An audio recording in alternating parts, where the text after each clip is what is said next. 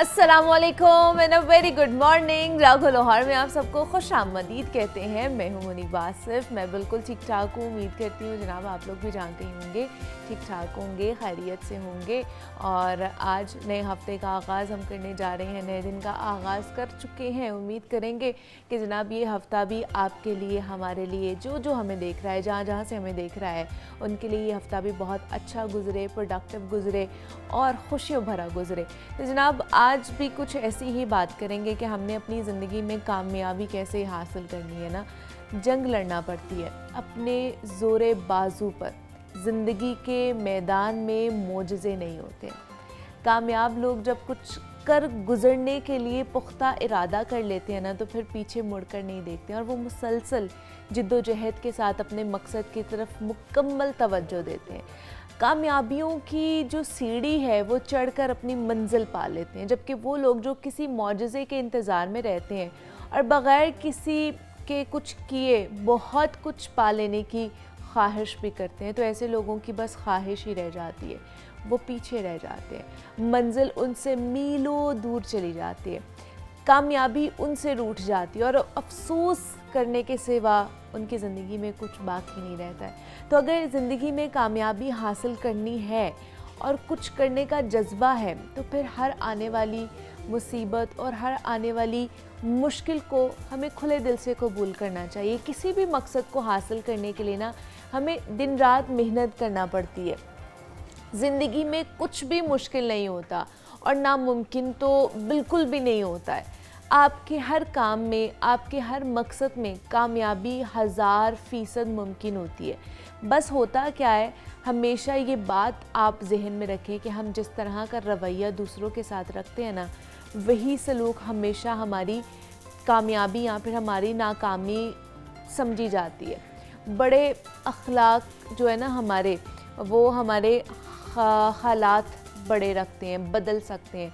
तारीख़ ये बताती है कि जो इंसान खुश अखलाक होता है, लहजे में उसकी शाइस्तगी होती है, ईमानदार होता है और दयानतदार होता है और अपने रब पर मुकम्मल भरोसा करने वाला हो ना, तो वो कभी भी अपनी ज़िंदगी में कभी भी नाकाम नहीं होता है। वो हमेशा सुरखरू होता है क्योंकि उसको अपने ऊपर भरोसा होता है, वो मेहनत भी करता है, उसका अखलाक भी अच्छा है, वो दूसरों से भी अच्छा रवैया अपनाता है और एट दी एंड उसको अपने अल्लाह पर भरोसा होता है, अपने रब पर भरोसा होता है कि वो जो भी कर रहा है वो उसकी खुशनुदी के लिए कर रहा है।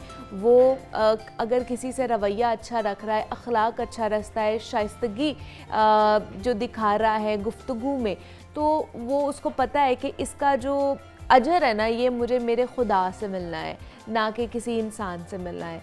तो आप भी अपनी ज़िंदगी में आगे बढ़िए। ये चंद चीज़ें हैं जिनको मद्देनज़र रखिए और खुश रहिए और दूसरों को भी खुश रखने की कोशिश किया करें। तो ये तो आज का हमारा पैगाम था जो हमने आपके साथ शेयर किया है कि जनाब किस तरह आपने अपना पूरा हफ्ता, पूरा दिन बल्कि गुजारना है। अभी क्योंकि हमारे स्टूडियो में लाइव किचन भी हो रहा होता है, हम आपको बता रहे होते हैं कि किस तरह की रेसिपीज़, वो भी क्विक रेसिपीज़ आप घर में बना सकते हैं। जो सुबह ऑफिस गोइंग होते हैं, बच्चों को तो छुट्टियां हो गई हैं और होने वाली हैं कुछ बच्चों को, तो आप उनके लिए भी डिफरेंट रेसिपीज़ जो है वो घर में ही रेडी कर सकते हैं। और साथ ही साथ जैसे मैं हूँ, मेरी तरह बहुत से लोग हैं जो ऑफिस जा रहे होते हैं, तो उनके लिए बड़ा मुश्किल होता है कि जनाब सुबह सवेरे उठ के ऐसी कौन सी रेसिपीज़ हैं, ऐसी कौन से खाने हैं जो हम बना कर लेके जाएं अपने लंच के लिए। तो उन लोगों के लिए ना, उनकी मुश्किल हल करने के लिए हमने ये सेगमेंट ख़ास तौर पर तैयार किया है ताकि आपको बताया जा सके क्विक रेसिपीज़, आप किस तरह उसके लिए क्या क्या चीज़ें चाहिए होती हैं। तो हमारे साथ इस वक्त जो है ना हमारी शेफ़ आज की हमारे किचन में मौजूद है, शेफ़ रुखसाना है। आज उन्होंने हमें ज्वाइन किया है और वो हमें आज क्या रेसिपी आप हमारे लिए लेके आई हैं। अस्सलाम वालेकुम, कैसी हैं आप? अस्सलाम, अल्लाह का शुक्र, आप कैसी हैं? मैं भी बिल्कुल ठीक ठाक। पहले तो आपको वेलकम कहते हैं, कैसा लग रहा है लाइव किचन में? आज माशाल्लाह से अल्हम्दुलिल्लाह, वैसे तो मैं एज ए गेस्ट आती हूँ और आज एज ए शेफ मैं यहाँ पे काम कर रही हूँ, तो मुझे तो पहले वहाँ पे बैठ के आपसे बता रही होती थी ना, वर्बली बता रही होती। आज आप बताएंगी भी और साथ साथ करके भी दिखाएंगी हमें। Sure why not. मैं तो बल्कि ये मेरे ख्याल से ज्यादा शेफ के लिए एक वो होता है एक्साइटिंग, आप अपना एक अपनी एक चीज दिखा रहे होते हैं, लाइव चीज बन दिखा रही हो जो आपके पास है, आप बता रहे हो, आप दिखाओगे, और उसके बाद जब आप हम खाएंगे वो भी एक अलग चीज होगी। तो आप क्या शेफ रुखसाना आज क्या लेके आई हैं, क्या रेसिपी है? आज मैं बना रही हूँ जी, बिल्कुल क्यों झटपट है, chicken pineapple steak continental style और रेस्टोरेंट स्टाइल, कि आपको इसके बाद आपको रेस्टोरेंट जाने की जरूरत नहीं पड़ेगी। जहां आप 3000 या 3500 में एक स्टेक खाते हो 1 पर्सन की, आज मैं आपको वो बनाना सिखा रही हूँ, और बिल्कुल वो एक रेस्टोरेंट स्टाइल होगी, और आप आसानी से आप अपने गेस्ट के लिए बना सकते हैं, आप अपने बच्चों के लिए बना सकते हैं, आप अपने लिए घर में ही बैठ कर रेस्टोरेंट वाला स्टाइल आप एंजॉय कर सकते हैं। वाह जी वाह, जो हम लोग इतनी महंगी स्टेक्स बाहर से जाके खाते हैं, वो आराम से आज घर में हम बना सकते हैं, जो आप बनाएंगे, और सबके लिए ये बहुत आसान हो जाए, क्योंकि आजकल आपको पता है बजट भी लिमिटेड होता है कि वो चीज जिस चीज का आपका दिल कर रहा होता है, और लेकिन जब आप मेन्यू देखते हो और उसकी कॉस्ट आप देखते हो, तो फिर आप वहीं पे मेन्यू बंद कर देते हैं। तो अब मैं आपको वही बनाना सिखाऊंगी ताकि आप इजीली घर में बनाएं और एंजॉय करें। चलें जी, आप फिर बनाना शुरू करें। आप रेसिपी बनाएं। शेफ रुखसाना से फिर रेसिपी जानते हैं। जैसे मैंने बात की थी कि हमारे साथ एक और गेस्ट मौजूद हैं। आज का जो हमारा इस पे टॉपिक है वो हमने बात करनी है जनाब दिल की बीमारियों के हवाले से, कोलेस्ट्रॉल और यूरिक एसिड के जो पेशेंट्स हैं उनके लिए आज हमने ख़ासतौर पर ये जो सेगमेंट है वो डिज़ाइन किया है, क्योंकि आगे आपको पता है बड़ी ईद भी आने वाली है। बड़ी ईद पे कुर्बानी भी होती है और कुर्बानी का गोश्त भी खाया जाता है हमारे घरों में। लेकिन ऐसे लोग जिनको कोलेस्ट्रॉल का मसला है, ऐसे लोग जिनको यूरिक एसिड का मसला है, यहाँ पर दिल की बीमारी है, उनके लिए किस तरह की ये ईद होनी चाहिए, डाइट किस तरह की होनी चाहिए, और उनके लिए ये गर्मी का मौसम किस तरह का है, क्या खाना है क्या नहीं खाना, ये बड़ा इम्पॉर्टेंट होता है उनके लिए, क्योंकि इसमें बहुत थिन लाइन होती है कि जो नॉर्मल आप ग़िज़ा खा रहे होते हैं उसमें कुछ ऐसी चीज़ें आप खा लेते हैं जो एक्सेस हो जाती हैं और आपकी ये जो लेवल्स हैं वो कोलेस्ट्रॉल के, यूरिक एसिड के, वो मज़ीद बढ़ जाते हैं और फिर आपकी सेहत कॉम्प्रोमाइज़ होती है। तो इस पर आज हम बात करेंगे। इस पर बात करने के लिए मुस्कान खलील ने हमें ज्वाइन किया है, जो कि क्लिनिकल न्यूट्रिशनिस्ट हैं, डाइटिशियन है। तो उनसे बात करते हैं। मुस्कान, आपको वेलकम कहते हैं जागो लाहौर में। कैसी हैं आप? ठीक हैं? मैं भी बिल्कुल ठीक ठाक। मुस्कान, आज हमने बात करनी है कि जो कोलेस्ट्रॉल के पेशेंट्स हैं, जो यूरिक एसिड के पेशेंट्स हैं, उनके लिए बड़ा मुश्किल हो जाता है कि उन्होंने खाने पीने में एक तो बैलेंस कैसे करना है और क्या खाएं और क्या ना खाएं, क्योंकि मैंने जैसे बोला ना कि बड़ी बारीक सी लाइन होती है कि समझ नहीं आ रही होती है हमने क्या खाना है क्या नहीं खाना, और बिल्कुल थोड़ा सा भी एक्सेस कर लेते हैं ना कोई चीज़ तो वो आपकी तबीयत बिगड़ना शुरू हो जाती है। तो किस तरह पता चले कि ये जो कोलेस्ट्रॉल के पेशेंट्स हैं, इस यूरिक एसिड के पेशेंट और दिल के मरीज़ हैं, उनको क्या खाना चाहिए? अगर कोई हार्ट का पेशेंट होता है कि कोलेस्ट्रॉल का होता है तो उसे कहा जाता है कि आपने तेल से परहेज़ करना है। अब कुछ लोग कहते हैं कि देसी घी खा लो, वो हमारे दिल के लिए बहुत अच्छा है। ये बातें हमारी बहुत सारी ये मिथ चल रही हैं। बेसिकली जो हार्ट के पेशेंट्स होते हैं उन्हें कहा जाता है सैचुरेटेड फैट वो कम से कम लें। ठीक है, सैचुरेटेड फैट में कौन से आते हैं? वो तेल जो हमें जानवरों से मिल रहा है, जैसे कि देसी घी, मक्खन, मलाई, उन चीज़ों से परहेज़। अब इसका मतलब ये नहीं है कि वो दूध पीना छोड़ दें। ठीक है, दूध दही के फ़ायदे होते हैं, ठीक है, लेकिन उसका इस्तेमाल ही क्या है, स्किम मिल्क की तरफ जाएं, यानी कि मलाई उतार के। अगर आप घर में इस्तेमाल करें, आप उसको 2-3 दफ़ा उबालो, जितनी दफ़ा मलाई उतर सकती है उसका इस्तेमाल करें। इस तरह दूध का इस्तेमाल करें, वो ठीक है हमारे लिए। अच्छा, तेल की बात करें तो फिर तेल कौन सा अच्छा होता है? हम जब हार्ट के पेशेंट की बात करते हैं तो हम कहते हैं हमारे पास जो है फ़ैट 2 तरह का होता है बॉडी के अंदर, एक गुड कोलेस्ट्रॉल होता है और एक बैड कोलेस्ट्रॉल होता है। ठीक है, हमारा काम ये हमने गुड कोलेस्ट्रॉल बढ़ाना है और बैड कोलेस्ट्रॉल कम करना है। उसके लिए सबसे अच्छा तेल जो होता है, जो मैं हार्ट पेशेंट को सबसे ज़्यादा रिकमेंड कर रही होती हूँ, वो ये होता है कि ऑलिव ऑयल, क्योंकि पाकिस्तान में ऑलिव ऑयल बहुत एक्सपेंसिव है, अब हर बंदा कर भी नहीं सकता। हाँ। तो हम उसके बाद देखते हैं कि हम चले जाएं वेजिटेबल ऑयल, वो बहुत अच्छा होता है। आप उसके इंग्रेडिएंट में चेक कर रहे होंगे तो वो हमारे पास होता है ग्रेप सीड ऑयल। ठीक है, अच्छा। वो एडवाइस किया जाता है कि वो तेल आप इस्तेमाल करें। अच्छा, जैसे आजकल सनफ्लावर सीड का भी आया हुआ है, उसका भी नहीं। जैसे कि एक चीज़ है कि हमने गुड कोलेस्ट्रॉल बढ़ाना है और बैड कोलेस्ट्रॉल कम करना है। उनको इसके ये जो कर रहे होते हैं ना, वो 2 तेल कर रहे होते हैं। वो एक होता है ऑलिव ऑयल और दूसरा होता है वेजिटेबल ऑयल, जो मैंने कहा ग्रेप सीड ऑयल हो सकता है। ठीक है, अब कुछ तेल आते हैं जैसे सनफ्लावर ऑयल है, सैफलावर ऑयल है, ये ऑयल्स जो आ रहे होते हैं जो बहुत आम यूज होते हैं। कॉर्न ऑयल, जैसे कि कॉर्न ऑयल कह रहे होते हैं, दिल के लिए बहुत अच्छा है। बेसिकली ये बात है दिल के लिए अच्छा है। उनका काम ये होता है कि वो गुड कोलेस्ट्रॉल जो है वो भी कम कर रहे हैं और बैड कोलेस्ट्रॉल भी कम कर रहे हैं। तो ये दोनों चीज़ें कम हो रही होती हैं। तो इसलिए इसलिए कहा जाता है कि आप जो है वेजिटेबल ऑयल या जो है ऑलिव ऑयल इस्तेमाल करें, वो ठीक है। ऑलिव ऑयल क्योंकि बहुत महंगा हो जाता है तो उसे छोड़ दें, हम वेजिटेबल ऑयल की तरफ अच्छा, चले जाते आजकल हैं। फिर ये भी एक बड़ी डिबेट है कि ऑयल में आप सरसों का तेल, मस्टर्ड ऑयल भी यूज कर लें, वो भी बड़ा अच्छा अब है। ये बहुत अब ज़्यादा ये myth मुझे है। बताएं कि इसके लिए क्या करें। ये भी मस्टर्ड myth ऑयल है, जो यूएसए वगैरह में मस्टर्ड ऑयल कुकिंग के लिए बैन है, वो आप Ban नहीं है? यूज़ कर सकते, ठीक है। और ओह। ये बस हमारी पुरानी बातें चली जा रही हैं, किसी ने कह दिया तो हम सुनी सुनाई बातों पे यकीन करते हैं। बेसिकली मस्टर्ड ऑयल हमारे लिए अच्छा नहीं है, वो सरसों अच्छा का नहीं तेल है हमारे नहीं लिए, अच्छा। लेकिन वो हाँ- कुकिंग में इस्तेमाल नहीं करना वो चाहिए। कुकिंग में नहीं इस्तेमाल करना चाहिए, बल्कि पिछले दिनों तो बहुत इसका शोर मचा हुआ हाँ, था इसका कि अब बहुत आपको ज़्यादा। बाकी सारे ऑयल छोड़ के मस्टर्ड ऑयल पे आ जाना असल में चाहिए। ना हमारे पाकिस्तान में तो बहुत कम है, इंडियन इन्फ्लुएंसर बहुत ज़्यादा हैं, और वो हम ये देखते हैं, जो हम यूट्यूब पे सुनते हैं, हम उसी चीज़ पे चलना शुरू होते हैं। वो नारियल का तेल बहुत ज़्यादा इस्तेमाल करते हैं, तो हम सारे कहते हैं नारियल का तेल, उनका उनका उनका मज़हब कहता है कि आप तेल जो है वैसे खाओ। तो हम लोगों ने बनाया, कोई मसला है, एक चमचा नारियल का तेल खा लो, देसी घी का तेल खा लो, ये दोनों जो है सैचुरेटेड फैट हैं, ओके, जो दिल के लिए अच्छे नहीं है, जो ठीक है। आपके और बैड जो कोलेस्ट्रॉल कोलेस्ट्रॉल को को बढ़ा रहे हैं, हाँ, बैड वो कोलेस्ट्रॉल भी को बढ़ा रहे बढ़ाते हैं। हैं आपके, तो ये भी आपने खास तौर पर ख्याल रखना है। मजीद भी मुस्कान से बात करेंगे, शेफ़ की तरफ जा रही हूँ मैं। शेफ़ रुखसाना, हमें बताइए क्या क्या इंग्रेडिएंट्स हमें चाहिए इस मज़ेदार स्टेक को बनाने के लिए। जी बिल्कुल, मैं आपको बता देती हूँ, और बहुत इजी है स्टेक बनाना, और इजीली आप अपने घर में बना सकते है। हो। 12 साल का बच्चा भी बना सकता वाह है जी वाह, easily। क्या बात इतनी है। आसान रेसिपी मैं बताऊंगी। आपने सबसे पहले चिकन ब्रेस्ट लेना है, और उसके पतले पतले आपने फिले बना लेने हैं, पीसीस इतने बारीक होने चाहिए। उसके अंदर आपने डालना है विनीगर, डालना है सोया सॉस, डालना है लेमन जूस, जिंजर गार्लिक का पेस्ट डालना है, हॉट सॉस डालनी है, और मस्टर्ड पेस्ट आपने डालना है, और थोड़ी सी आपने ब्लैक पेपर डालना है। इसको मैरिनेशन के लिए आपने तकरीबन 4 घंटे के लिए रख देना है। स्पाइस आप चेक कर लीजिएगा कि इसका स्पाइस जो है वो नॉर्मल आना चाहिए, ज़्यादा स्पाइस तेज़ नहीं होना चाहिए। और 4 घंटे के लिए आप इसको मैरिनेशन करने के लिए रख देंगे, और इसके बाद फिर आप निकालेंगे, फ्रिज में रख दें, ये नॉर्मल टेम्परेचर में रख दें। फिर इसके बाद आप थोड़ा सा ऑयल डालेंगे, और उसी आपका जो उसका जूस है, उसी जूस में आपने इसको टेंडर करना है। उसी जूस में ये सॉफ्ट हो जाएगा चिकन। ये देखें, अगर कैमरा दिखा रहा है इसको, तो ये मैं आपको दिखा देती हूँ। ये देखिए, ये इतना हाँ सॉफ्ट होना चाहिए, और इसी में ही मैंने उसी जूस में मैंने इसको बनाया, vinegar, soya sauce, hot sauce, lemon juice जो इसमें आपने थोड़ा सा इसमें ऑयल डाला था, ऑयल डालकर मैंने उसको पकाया, ठीक है। ये उसी में ही ये सॉफ्ट हो गया। ये इसका चिकन जो है सॉफ्ट होना चाहिए, कि जब आप फोक से इसको काटें तो ये इजीली कट जाए, और जब आप इसमें मुंह में भी डालें तो एक रबर टाइप ना बने, मतलब ये गला हुआ होना चाहिए, टोटली गला हुआ होना चाहिए। स्टेक की यही असल पहचान होती है कि स्टेक जो है वो आपकी टेंडर, सॉफ्ट, जूसी और गली भी होनी चाहिए, अदरवाइज वो फिर स्टेक का मजा नहीं आता। ठीक है। अच्छा, इसके बाद जो हमने जो इसके साथ जो सॉस ऐड करनी है, वो मैं बना रही हूँ पाइनएप्पल सॉस।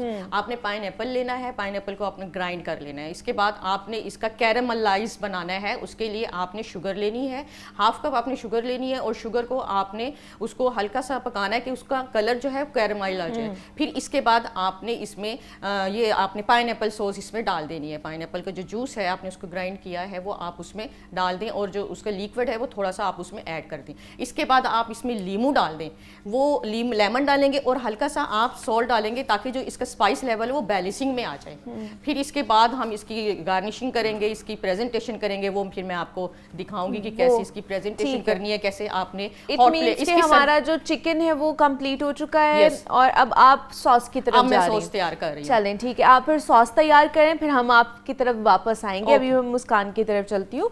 मुस्कान, यूजुअली कहा जाता है कि अगर आपको कोलेस्ट्रॉल है, यूरिक एसिड का प्रॉब्लम है, अंडा ना खाएं, गोश्त ना खाएं, ये आपके लिए बड़े नुकसानदेह हो सकते हैं। चावल ना खाएं, रोटी ना खाएं, ये वो स्टेपल फूड हैं जो कि हमने खाने होते हैं और जिनसे हमें लगता है कि हमें एनर्जी मिलती है, ठीक है। इसको हम एक्सक्लूड भी नहीं कर सकते हैं अपनी डाइट से। तो क्या वाकई ये चीज़ें कोलेस्ट्रॉल के पेशेंट, दिल के पेशेंट या फिर यूरिक एसिड के जो पेशेंट हैं उनके लिए नुकसानदेह हैं ये चीज़ें? अच्छा, अगर आप कोलेस्ट्रॉल के लिहाज से बात करें ना, तो जो डाइटरी कोलेस्ट्रॉल है जो हमें अंडे से मिल रहा है, उसका कोई असर नहीं है हमारे कोलेस्ट्रॉल पे लेवल पे, तो आप खा सकते हो। कोलेस्ट्रॉल वाले अंडा खा सकते हैं, अच्छा विद योक। अच्छा, अब एक ये चीज़ है कि सॉल्ट हम ऐड कर लेते हैं। अक्सर लोग कहते हैं मैंने अंडा खाया, बीपी हाई हो गया, ठीक है। वो क्यों करते हैं? नमक, उसमें ऑलरेडी सॉल्ट है हमारे अंडे के अंदर, ठीक है, वो हमारा बीपी हाई करने के लिए है, लेकिन वो इतना ज़्यादा हाई नहीं करता, ठीक है। आप ऊपर एडिशनल सॉल्ट ना ऐड करो, ठीक है। तो इस वजह से मना कर रहे होते हैं। नहीं, जब आप अंडा बनाएं, आप ऑमलेट बनाएं, उसमें आप गाजर डाल लें, शिमला मिर्च डाल लें, इस तरह की चीज़ें ऐड कर लें, तो आप एक ऑमलेट बना लें, वो दिल के मरीज़ों के लिए ठीक है। कम से कम तेल इस्तेमाल करें। वही चीज़ है कि हमने जो है वेजिटेबल ऑयल लें, 1 टीस्पून, तो नॉन स्टिक पैन में बनाएं, इस तरह इस्तेमाल करें। अब यूरिक एसिड की अगर हम बात करें, तो यूरिक एसिड में जो है हम बेसिकली प्यूराइन जो वेजिटेबल्स जो फ्रूट्स प्यूराइन जो रिच होते हैं ना हमारे पास चीज़ें उनको हम अवॉइड कर रहे होते हैं, ठीक है। उसमें हमारे पास क्या आते हैं, जो भी हमारे पास मीट है, ठीक है। लेकिन मैंने बहुत सारे मेरे पास पेशेंट्स आते थे जो मीट वगैरह खाते ही नहीं थे, वैसे नॉर्मली उनको फिर भी यूरिक एसिड होता था। तो मैंने ये नोटिस किया कि आप लोग जो है आपकी डाइट में आप इस तरह की चीज़ें, जैसे हम रोटी बहुत खाते हैं, गंदम जो है उससे हमारा यूरिक एसिड मतलब अगर कोई बिल्कुल भी प्रोटीन नहीं खाता या वो गोश्त वगैरह नहीं खाता उसको फिर भी यूरिक एसिड हो सकता है? फिर भी अक्सर लोगों का यूरिक एसिड आता है, क्योंकि एक तो उनकी डाइटरी हैबिट्स इस तरह की हैं, ठीक है। बहुत सारे फैक्टर्स हमारे हो सकते हैं जो हमारे यूरिक एसिड बढ़ा रहे हैं। वो ऐसी कौन सी चीज़ें खा रहे थे कि जिनकी वजह से उनको यूरिक एसिड? मैंने मोस्टली यही नोटिस किया कि वो रोटी बहुत इस्तेमाल करते थे। अक्सर लोग जो है रोटी दिन में 4-4 रोटियां, लाइक नॉर्मली तो 3 होती है ना, एक तो उनका रोटी का पोर्शन साइज बहुत बड़ा था, बहुत बड़ी बड़ी वो रोटी, और एक टाइम पे वो 2-2 रोटियां खा रहे हैं। चिकन पूछ लो तो कुछ नहीं, शोरबे बना के एक बोटी साहब लिए जा रहे हैं, वही इस्तेमाल कर रहे हैं, ठीक है। फिर दूसरी कलेजियाँ बहुत खाते हैं, तो जिनको यूरिक एसिड होता है उनको हम कह रहे होते हैं अंडा खाने से कुछ नहीं होता, अंडा वो खा सकते हैं, ठीक है। एक अंडा लेने से कुछ नहीं होगा आपके यूरिक एसिड लेवल विद योक, हाँ कोई मसला नहीं है। लेकिन आपको कहा जाता है जो ऑर्गन मीट है, जैसे कि हमारे पास कलेजी है, गुर्दे हैं, इस तरह की आपने उसे अवॉइड करना है। जैसे ईद आ रही है तो आपने जिनको यूरिक एसिड का मसला है वो कलेजी वगैरह अवॉइड करें। मीट वगैरह पे आ जाए, मटन कहते हैं कि आप जो है नॉर्मल बंदे को एक हफ्ते के अंदर 250 ग्राम लेना चाहिए, ठीक है। 250 ग्राम क्या कि वो हफ्ते में 2 दफ़ा खा ले, ठीक है, कितना, एक पाम साइज के हिसाब से। लेकिन जिनको यूरिक एसिड का मसला है वो हफ्ते में 1 दफ़ा खाएं। अच्छा, फिर वो गोश्त क्या खाएं? वो लीन मीट खाएं? हाँ, मतलब मीट जैसे की तरफ जाएं, या फिर वो रेड मीट खाएं या फिर वो मुर्गी खा लें, वो ब्रॉयलर खा लें, वो खा लें? अब मैं ये नहीं कहूँगी कि वो मटन खाना छोड़ दें, ठीक है, वो लेकिन हफ्ते में 1 दफ़ा रखें। चिकन वगैरह वो ले सकते हैं, लीन साइड पे जाएं। लीन साइड क्या आती है कि ब्रेस्ट पीस लें, लेग वगैरह, नेक का हिस्सा ना लें, इस तरह की चीज़ों पे ना जाएं, ठीक है। अंडा खा सकते हैं, प्रोटीन क्योंकि हमने पूरा करना है, हम पूरी डाइट से प्रोटीन नहीं निकाल सकते। यूरिक एसिड वाले को बोला जाता है चावल भी ना खाएं आप। चावल से ऐसे जितना फ़र्क नहीं पड़ रहा होता है, लेकिन चावल का पोर्शन साइज़ में फ़र्क आ रहा होता है। अब आप देखें, आप रोटी खाएंगे ज़्यादा, एक रोटी खा लेंगे, एक बड़ी रोटी होगी। जब आप चावल खाने पे आते हैं ना, तो चावल फिर हम पूरी एक प्लेट भर के खा रहे होते हैं, तो उसमें मसला कर रहे होते हैं कि वज़न बढ़ा रहा होता है। जिनका यूरिक एसिड का मसला है, जिनका कोलेस्ट्रॉल का मसला है, उनको हम कहते हैं कि आप अपना वज़न कम करें, ये सारी चीज़ें बेहतर होंगी। अब वज़न कम करने के लिए हम नॉर्मल चीज़ पे नहीं जाएंगे, हम कहेंगे या तो हम खाना छोड़ देंगे, क्रैश डाइट पे चले जाएंगे, या तो फिर जो है हम नॉर्मल रूटीन हमारी नहीं जाएगी। हमने करना है बैलेंस डाइट लेके आना है, एक नॉर्मल तरीके से हमने अपना वज़न कम करना है, ठीक है। हमें एक कॉलर ने भी ज्वाइन किया है। यूरिक एसिड के बारे में जानना चाहिए थी। ऑलिव जो है, ये मैं ये पूछना चाहती थी कि गर्मियों में हम यूज कर सकते हैं ऑलिव? ऑलिव्स आप पूछ रहे हैं कि गर्मियों में यूज कर सकते हैं, यूरिक एसिड के लिए पूछ रहे हैं आप? जी जी, वैसे भी अगर हम जैतून का तेल अगर हम आम रूटीन में, अभी तो गर्मी है, कैसे से गर्मी में जैतून का तेल गर्म होता है, तो क्या आप रेकमेंड करें कि मैं कर सकते हैं गर्मी में? ठीक है जी, आपको ये बता देते हैं। बहुत शुक्रिया ज़ाकिया साहबा।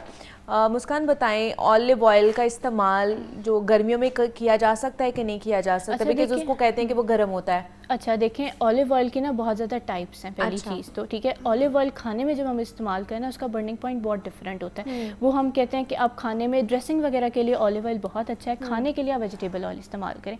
अगर आप वैसे जैतून के बीज खाना चाहते हैं तो वो आप खाएं, कोई नहीं, क्योंकि फ़ैट का पोर्शन बहुत कम है। हमें एक जो सर्विंग साइज़ होता है ना फ़ैट, वो आपको 9 कैलोरीज दे रहा है, तो हम कहते हैं दिन में आपकी तकरीबन 25 से 30% फ़ैट होना चाहिए, ठीक है। तो उसको रखने के लिए अगर आप ऑलिव्स खाना चाह रहे हैं तो वो, अगर आप खाने में वैसे ड्रेसिंग में यूज़ कर रहे हैं तो 1 से 2 टीस्पून ले लें, उसमें कोई मसला नहीं है, ठीक है। पानी का इस्तेमाल ज़्यादा से ज़्यादा रखें, ठीक है। और अगर ऑलिव सीड्स खाना चाह रहे हैं तो वो आपने 4 से 5 पीस खाने हैं। अच्छा, मतलब गर्मियों में खा सकते हैं? हाँ, खा सकते हैं अगर आपका वाटर इनटेक प्रॉपर है। अच्छा, वाटर इनटेक ज़्यादा करना है। फिर सर्दियों में अगर आप 5 गिलास पानी पीते हैं ना तो वो कोई मसला नहीं आपको फील होता, क्योंकि आपको इतनी स्वेटिंग नहीं हो रही होती। अब बाहर गर्मी आप देखें 50 टेम्परेचर है, उन्होंने कहा कि यूरिक एसिड का भी मसला है। हाँ, उससे कोई मसला नहीं है ऑलिव खाने से। ठीक है, मतलब आप वो ले सकते हैं, लेकिन ये है कि आपने ड्रेसिंग के लिए वो इस्तेमाल करना है। ड्रेसिंग के लिए उसको पकाने के लिए हमें ऑलिव ऑयल नहीं यूज़ करना चाहिए। वेजिटेबल ऑयल नहीं, एक तो वो चीज़ है ना कि उसका हम खाना बहुत ज़्यादा पकाते हैं, हमने कोई 2 घंटे रख के उसको भूल जाना है, हल्की आंच पे पकाते रहें, तेज़ पकाते रहें, तो उसके लिए फिर कोई फ़ायदा नहीं रहता ऑलिव ऑयल का। चलिए, एक और कॉलर ने हमें ज्वाइन किया है, मुस्कान, उनसे बात करते हैं तो फिर इसकी तरफ आते हैं। अस्सलाम वालेकुम, अशफाक साहब हैं जिन्होंने लाहौर से हमें ज्वाइन किया। अस्सलाम वालेकुम अशफाक साहब। वालेकुम अस्सलाम। क्या पूछना चाहेंगे आप? मैंने ये पूछना था, यूरिक एसिड के पेशेंट हैं, जी। वो अंडा वगैरह खा सकते हैं, एक या एक से दो, पूरा अंडा खा सकते हैं, खाली सफेदी या जर्दी, और इसके लिए वाक कितनी जरूरी है? मेरे को इसके मतलब बता दें। चलें जी, बहुत शुक्रिया अशफाक साहब आपका। यूरिक एसिड का प्रॉब्लम है, अच्छा। अंडा खा सकते हैं दिन में 1 या 2, और दूसरा वॉक कितना ज़रूरी है उनके अच्छा, अब यूरिक एसिड का चल रहा है तो मैं बता देती हूँ हमें क्या क्या चीज़ें अच्छी खानी चाहिए, क्या क्या नहीं। हाँ। अंडा खाने से मैंने आपका यूरिक एसिड कोई मसला नहीं ओके। करता, ठीक है। आप दिन में 1 अंडा खा सकते हैं, 1 इज़ इनफ है, ठीक है। उसके One, साथ हाँ, ठीक है। अब क्योंकि ये तो नहीं है कि आप चिकन का इस्तेमाल नहीं करेंगे, 1 अंडा खाएं, ठीक है। उसके साथ मैंने आपको ये कि आप सॉल्ट वगैरह ऐड ना करें, बीपी का मसला ना हो, ये ना हो, क्योंकि हम हर चीज़ जो है अंडे पे डाल देते हैं। कुछ भी हुआ, बीपी हाई हुआ, कुछ भी हुआ, हम बाकी चीज़ें देखें, हम कहेंगे हमने अंडा बिकॉज खाया था। यूजुअली डॉक्टर्स कहते हैं ना, अगर आपको यूरिक एसिड का प्रॉब्लम है तो आप अंडा नहीं, ना अंडा खाएं। खाने से एक मिथ है, ठीक अच्छा। है। हम कहते हैं कि प्रोटीन का सोर्स आज छोड़ देना, दालें नहीं खानी, फलानी हाँ। चीज़ नहीं खानी, हाँ। पोर्शन में खाएं, क्योंकि कुछ छोड़ नहीं सकते। और आपको ओके। चिकन की ज़रूरत है, आपको मतलब चिकन नहीं, मीट की ज़रूरत है, प्रोटीन प्रोटीन की चाहिए आपको, ज़रूरत है, प्रोटीन हाँ। चाहिए। नहीं तो आप प्रोटीन ही लेंगे तो आपकी बॉडी में वैसे ही बहुत कुछ टूटना फूटना शुरू हो जाएगा, तो उससे कोई मसला नहीं ठीक है। है। अच्छा, अगर हम आजकल जैसे यूरिक एसिड का जिनको बहुत मसला है, उनके लिए एक सबसे अच्छी चीज़ जो मार्केट में है वो चेरी है। हमारे पास बहुत चेरी? सारी रिसर्च है जो कहते हैं आप चेरी का इस्तेमाल वाह। करो तो आपकी बॉडी में यूरिक एसिड आजकल आई लेवल भी कम ये होते बहुत हैं। मजे की है, ठंडा करके खाएं, आपको मजा आ जाएगा। ठीक है कि मतलब आपने ये भी देखना होता है। तो हम चलते हैं अब शेफ रुखसाना के पास कि हमारी जो स्टेक है वो कहाँ तक पहुंची है। हाँ जी, कहाँ तक पहुंची है हमारी ऑलमोस्ट स्टेक डन होने ही वाली है। अभी मैंने पाइनएप्पल सॉस बनाई है। अच्छा, बन गई है सॉस? Yes, बन गई है। ओके इसके बाद मैं वेजिटेबल सीजलिंग कर रही हूँ। ओके उसमें मैंने थोड़ा सा बटर ऐड किया है और गार्लिक ऐड की है, ओके। ताकि वो उसका फ्लेवर आ जाए। ठीक है। और और वेजिटेबल्स में क्या क्या आपने लिए? वेजिटेबल में जो आप सीजनल वेजिटेबल ले लें, कोई भी आप सीजनल, आप मैंने यहाँ पे खीरा लिया है, गाजर ली है और प्याज लिया है। ठीक है। आप इसके अलावा अपनी मर्जी का कोई भी वेजिटेबल इसमें ऐड कर सकते हैं। ठीक और है। अब मैं इनको सीजनिंग करने लगी हूँ। मतलब ये हमारा कह लें कि लास्ट और ये स्टेज देखिए, है। ये चिकन जो है ऐसे आपने टेंडर करना है। ठीक है। ये देखिए, ओके। और ये देखिए कितना जूसी है। ये टोटली मैरिनेट होना चाहिए, इसका फ्लेवर जो है चिकन के अंदर आना चाहिए, ठीक ताकि है। जब आप इसको खाएं तो हर चीज़ का फ्लेवर आपको फील आए। फील होना चाहिए हाँ ना, आपको टेस्ट आना चाहिए टेस्ट एक आना चीज का, चाहिए। जितना भी इंग्रेडिएंट्स और आपने डाले हैं। ये सॉस है, और ये सॉस भी जरा चेक कराएं। ठीक है। ओके। Pineapple sauce. अच्छा, ये जो आपने हमें चिकन बनाना सिखाया है शेफ, ये हम लोग इसको मैरिनेट करके भी रख सकते हैं फ्रिज में? जी बिल्कुल, ये एक्चुअली ये एक बेस है, इससे आप कई रेसिपी निकाल सकते ओके। हैं। आप इसको बच्चों के लिए लंच बॉक्स में दे सकते हैं, लाइक आप उनके लिए मतलब आप इसको पास्ता में भी यूज कर सकते हैं, आप ग्रिल सैंडविच में भी यूज Yes, कर सकते yes, हैं, yes. डिफरेंट आप इसके बिल्कुल। साथ रेसिपीज बना सकते हैं। डिफरेंट किस्म की रेसिपी बना ओके। सकते हैं। यही बेस है, इससे आप बहुत ज़्यादा चीज़ें निकाल सकते हैं। तो इसको हम मैरिनेशन करके इसको हम कितनी देर के लिए रख सकते हैं? इसको आप मैरिनेशन के लिए रख सकते हैं, 3 से 6 मंथ्स आप रख सकते हो। अच्छा। हाँ जी बिल्कुल रख सकते हैं। ओके। आप इसको फ्रीज कर लें, या फिर आपने 3 से 4 दिन बाद यूज़ करें तो आप इसको नॉर्मल टेम्परेचर फ्रिज में आप इसको रख सकते हो। इसको मैरिनेट करके रखें, पीस निकालें और हाँ। इसको आप फ्राई करें, हल्का सा ऑयल डालकर फ्राई करें। आप इसको जैसे मर्जी आप पास्ता में यूज़ कर लें। आप वो इसलिए मैं पूछ रही हूँ बिकॉज झटपट हमने बनानी होती है ना। ये बिल्कुल झटपट खवातीन वाली कहती है रेसिपी है। हम जो ऑफिस गोइंग है, हमारे पास टाइम नहीं होता है, तो हम सुबह उठ के क्या पहले सारी चीजें करें, तो इसलिए आप मैरिनेट करके रख आप सकते हैं यही उसको। पीस आप बच्चों के लंच बॉक्स में दे सकते हैं। एक पीस आप दे दें, साथ में एक ब्रेड दे दीजिए और बच्चे का पूरा मील कंप्लीट है। सही है। और आगे जैसे मैं न्यूट्रिशनिस्ट से भी बात कर रही थी कि आगे ईद भी आने वाली है। Yes. तो लोग यही रेसिपी मटन या बीफ Yes, के of साथ भी course. बना सकते हैं? मेरे तो इतने ज़्यादा ऑर्डर्स आते हैं, इसी में ही ऑर्डर्स आते हैं कि उनको जाहिर सी बात है बीफ और मटन अनलिमिटेड होता है। हाँ। बल्कि मैं खुद भी ऐसे करती हूँ कि अच्छा। आप अंडरकट बीफ ले सकते हो या मटन ले सकते हो और उसको आप मैरिनेट करें, vinegar, soya sauce, chilli sauce, hot sauce और गार्लिक पेस्ट, लेमन जूस। ये तो मस्ट है, ये तो आपने लाजमी ही डालना है। अच्छा। क्योंकि कहते हैं ना कुर्बानी का गोश्त बड़ा भारी होता है, हैवी होता है। तो अगर आप इसमें लेमन जूस ऐड कर लें ज़्यादा से ज़्यादा मैक्सिमम, और गार्लिक पेस्ट और जिंजर पेस्ट, ये अच्छा। आप अजवाइन थोड़ा सा, अजवाइन अच्छा, भी थोड़ा सा बहुत आप से लोग डाल कहते हैं दें। ना हमें उसमें से थोड़ी सी स्मेल आती है ये- कुर्बानी की जानवर में से, तो उसके लिए क्या करना उसके लिए चाहिए? ये करना चाहिए कि आपको एट अ टाइम नहीं यूज करना चाहिए। अच्छा। जैसे लोग करते हैं ना कि जैसे ही कुर्बानी का गोश्त आता है उसको उसके बैग बनाकर हाँ, फ्रीज करके हाँ। रख लेते हैं। आप तकरीबन एटलीस्ट उसको 4 आवर्स दें रूम टेम्परेचर में पड़ा हुआ होना चाहिए। ठीक है। फिर इसके बाद आप उसको वॉश करें, लेमन जूस में कर लें या फिर आप विनीगर में उसको वॉश करके फिर इसके बाद आप उसको यूज़ करें, फिर उसकी स्मेल नहीं आएगी। मेन चीज़ लोग यही करते हैं कि जल्दी जल्दी बना अपनों के पकाना भी शुरू कर देते हैं तो वो एक स्मेल आना शुरू हो जाती है। और लेमन और इसके अलावा गार्लिक पेस्ट आप ज़्यादा से ज़्यादा इसमें ऐड करें। अच्छा ठीक है, मतलब गार्लिक पेस्ट, अदरक लहसुन का अदरक पेस्ट या लहसुन खाली? दोनों, अदरक लहसुन आप दोनों ऐड करें, अजवाइन थोड़ी सी डाल दें और लेमन डाल दें। और जब आप खाना शुरू करें, क्योंकि ये गोश्त जो होता है लोगों के एक माइंड में भी एक चीज हाँ, बैठी बिल्कुल, हुई है, वो लोगों ने बना वो ली जब है ना अपने आपके से। एक माइंड में एक चीज बैठी हुई होती है ना, तो वही चीज हमारे माइंड में रोटेट कर रही होती है, Exactly. हालांकि ऐसा नहीं होता। हमारी बॉडी फिर उसी तरह फंक्शन करना वही शुरू वही कर फंक्शन देती कर है, रही हाँ। होती है। लेकिन फिर इस फंक्शन को दूर करने के लिए यही है कि जब आप खाना शुरू करें तो आप थोड़ा सा लेमन जूस उसमें ऐड कर दें। ठीक है। थोड़ा सा लेमन जूस डाल दें, ब्लैक पेपर डाल दें बस। और इसके ऊपर कोक या कोल्ड ड्रिंक वगैरह ना पिए। हाँ। लोग क्या कहते हैं, उनको हैवी हो जाता है और वो तो वो कहते हैं और वो हम इसको उसके- हल्का करने के लिए हाँ, वो उसको कहते हैं जी हमें हजम नहीं हो रहा है तो उसके हजम लिए नहीं हो हम रहा है लोग तो कोई वो ना cold कोई drink, ऐसी पानी सॉफ्ट वगैरह ड्रिंक पी लेते हैं। तो वो और भी ज्यादा फिर उनके लिए ठीक है, मसला चलिए बन जाता शेफ है। आप इसको कंप्लीट करें, कितना देर लगेगा हमें? और 3-5 मिनट लग जाएंगे बस। अच्छा, और 5 मिनट लगेंगे। मुस्कान की तरफ चलते हैं। मुस्कान, जैसे कोल्ड ड्रिंक की बात कर रहे थे, तो ये जो यूरिक एसिड के पेशेंट हैं, कोलेस्ट्रॉल के पेशेंट हैं, ये लोग बेवरेजेस का इस्तेमाल या सॉफ्ट ड्रिंक्स का इस्तेमाल कर सकते जैसे हैं? मैंने आपको कहा फ्रुक्टोज वाली चीज़ें अवॉइड करनी है। अब हम शुगर, बेसिकली शुगर जो है सुक्रोज है। सुक्रोज 2 टाइप की शुगर, मतलब 2 चीज़ों को मिला के बनता है, ग्लूकोज और फ्रुक्टोज। स्टिल शुगर इस्तेमाल कर रहे हैं तो उसके एंड प्रोडक्ट में फ्रुक्टोज तो आ रहा है। तो आपने फ्रुक्टोज वाली सारी चीज़ें अवॉइड करनी है, ठीक है? तो आपने कोशिश करना आप इन चीज़ों का इस्तेमाल ना करें। ठीक है, कि मतलब ये खास तौर पर ये जो बेवरेजेस का इस्तेमाल है ईद पे भी नहीं करना है। हाँ, यूरिक एसिड वाले, ठीक है, क्योंकि तो आप जिस- मटन भी खा रहे हो फिर आप जूस भी पी रहे हो तो फिर तो आपका यूरिक एसिड लेवल बढ़ ही बहुत रहा है ज़्यादा। और फिर आप दवाई भी नहीं खाते। जिस तरह मैं पहले आपसे सवाल किया था कि अगर एक शख्स को ये तीनों प्रॉब्लम है, हार्ट का प्रॉब्लम भी है, कोलेस्ट्रॉल भी, यूरिक एसिड भी है, देन उसको फिर ऑब्वियसली डायबिटीज़ भी होगी, हाइपरटेंशन का भी प्रॉब्लम होगा, ये सारे मसले अगर एक बंदे के अंदर हैं तो उसको फिर किस तरह का अपना डाइट चार्ट बनाना चाहिए, परहेज़ किस तरह की करनी चाहिए उन्हें? देखिए, बड़ी सादी सी है, कोई फैंसी डाइट नहीं होती, कुछ नहीं होती।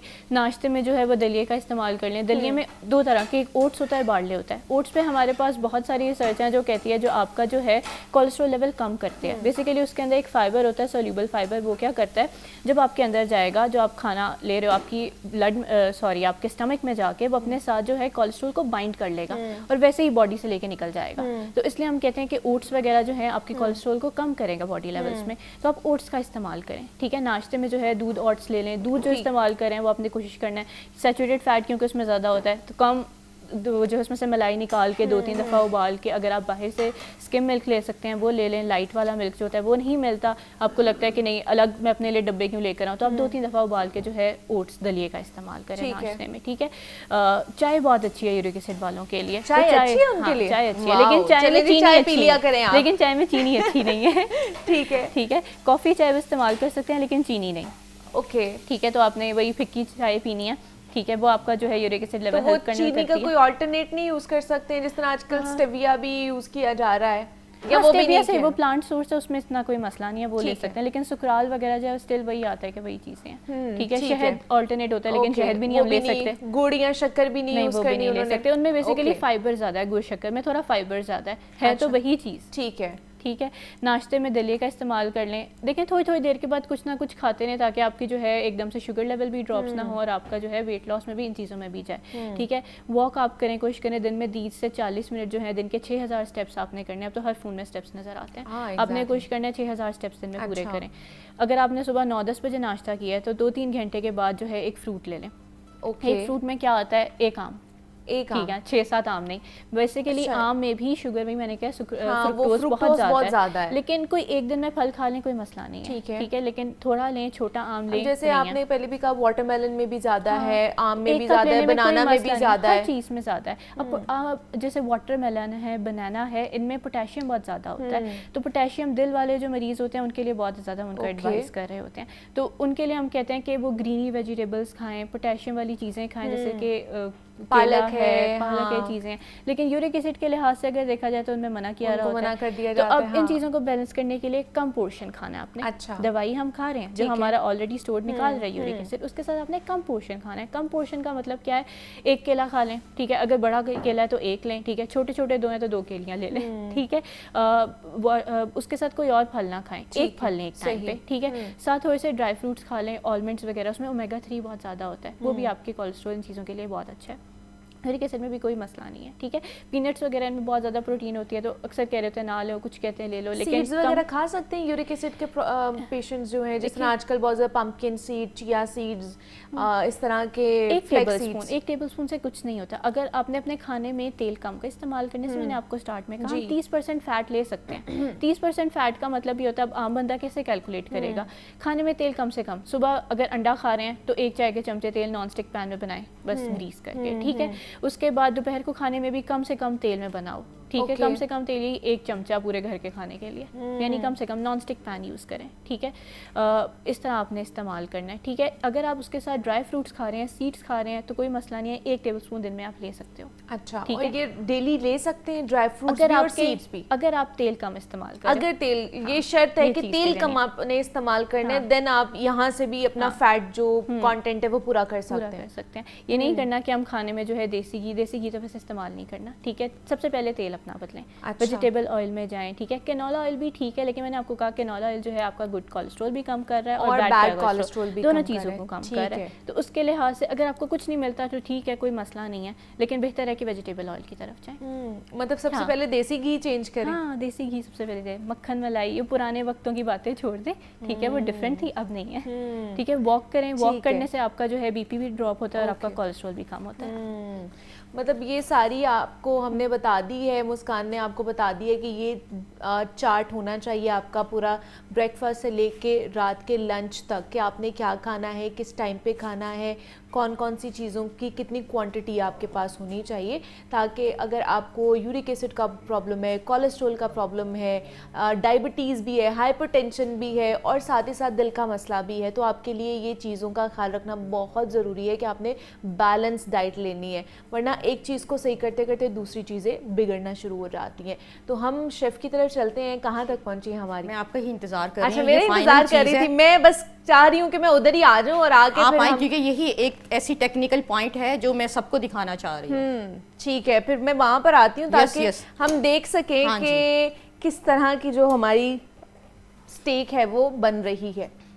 ठीक है, अब हमारा सिर्फ प्रोसेस रह गया है कि हमने इसको प्रेजेंटेशन इसकी करनी है। यस, वही मैं दिखाना चाह रही हूँ। ओके, अच्छा, आपने सीजनिंग प्लेट लेनी है, ठीक है। ठीक है। इसकी पहचान यही है कि सीजनिंग प्लेट होना ज़्यादा ज़रूरी है, लेकिन अगर घर में नहीं है तो नो इशू, तो कोई आप बात कोई नहीं। प्लेट भी ले लें। हाँ। ये एक मैंने आपको एक प्रोफेशनल चीज़ दिखाई है कि ठीक है। रेस्टोरेंट्स वगैरह में अगर इस तरह भी। आप अफोर्ड कर सकते हैं तो आप ले लें, आप घर में रख लें तो वो ज़्यादा अच्छा लगेगा। क्योंकि ये इतनी कॉस्टली भी नहीं है, अब इजीली मिल जाती है। आप इसमें मंचूरियन भी बना सकते हो, शाशलिक भी बना सकते हो, और मतलब कई वो किस्म जब की गरम आप- गरम करके आप इसमें प्रेजेंटेशन करके टेबल पर रखेंगे किसी के आगे, वाह वाह क्या मजा आएगा। क्या फिर। मजा आएगा, अभी आपको मजा आने वाला है। देखना जरा, ये बस मैं ठीक है, ये अब इसमें इसको लगा हम लूं।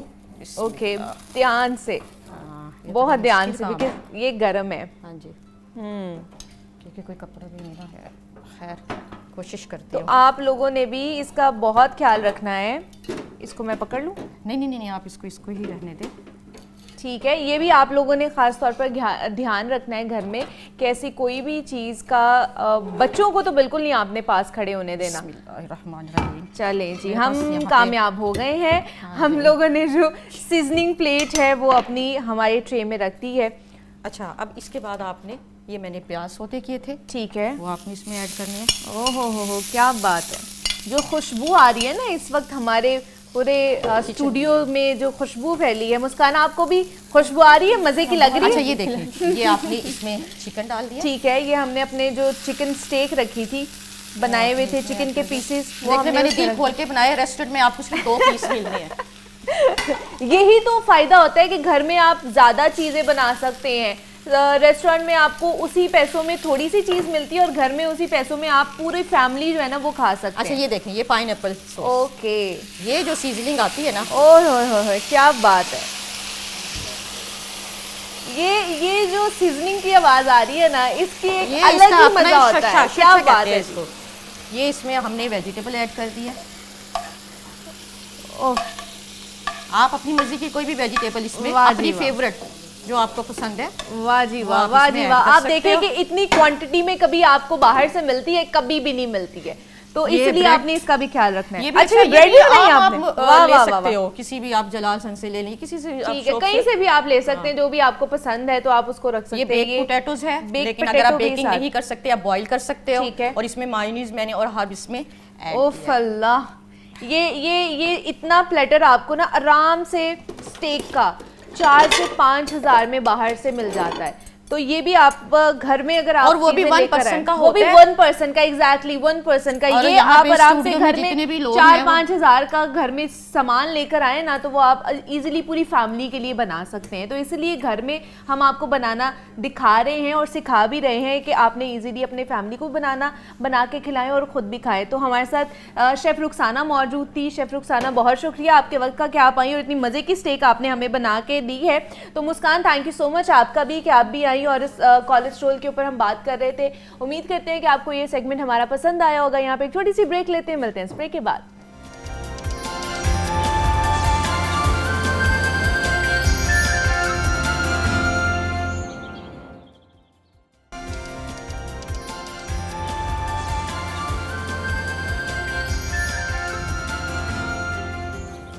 वेलकम बैक टू जागो लाहौर। जनाब, अब कुछ बात कर लेते हैं मवेशी मंडियों के हवाले से। ईद की आमद है और पंजाब हुकूमत की तरफ से बताया जा रहा था कि जनाब जो मवेशी मंडियां हैं उनको 28 मई को जो है ना वो फ़ाल हो जाएंगी।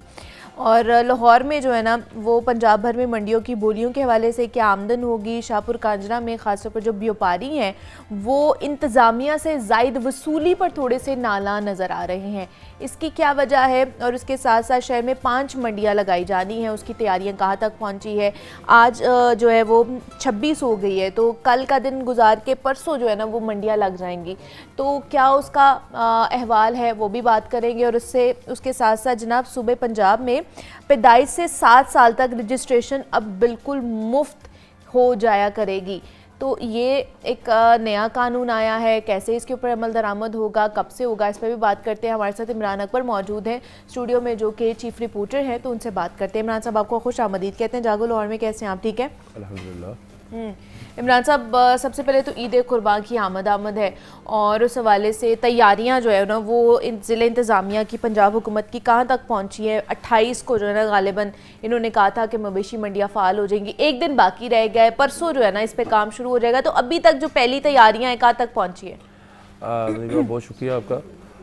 तैयारियां तो चल रही हैं। अच्छा। और 28 मई की डेडलाइन दी गई थी कि 28 मई को जो है फ़ाल कर दी जाएंगी, चूँकि लाहौर में पाकिस्तान में जो ईद है वो 7 का बता रहे हैं कि 7 तारीख को ईद है और 10 रोज़ कबल जो है वो मंडियाँ लगानी थी। रात को रिंग रोड से गुजरे तो वहाँ पे एक मंडी नज़र आई। अच्छा। और वहाँ पे तो तकरीबन लग रहा था कि मंडी जो है फ़ाल हो गई हुई है। वहाँ पे जानवर भी आगे हुए थे, शामियाने भी लगे हुए थे। अच्छा। लाइट्स भी लगी हुई थी, पोल्स भी लगे हुए थे।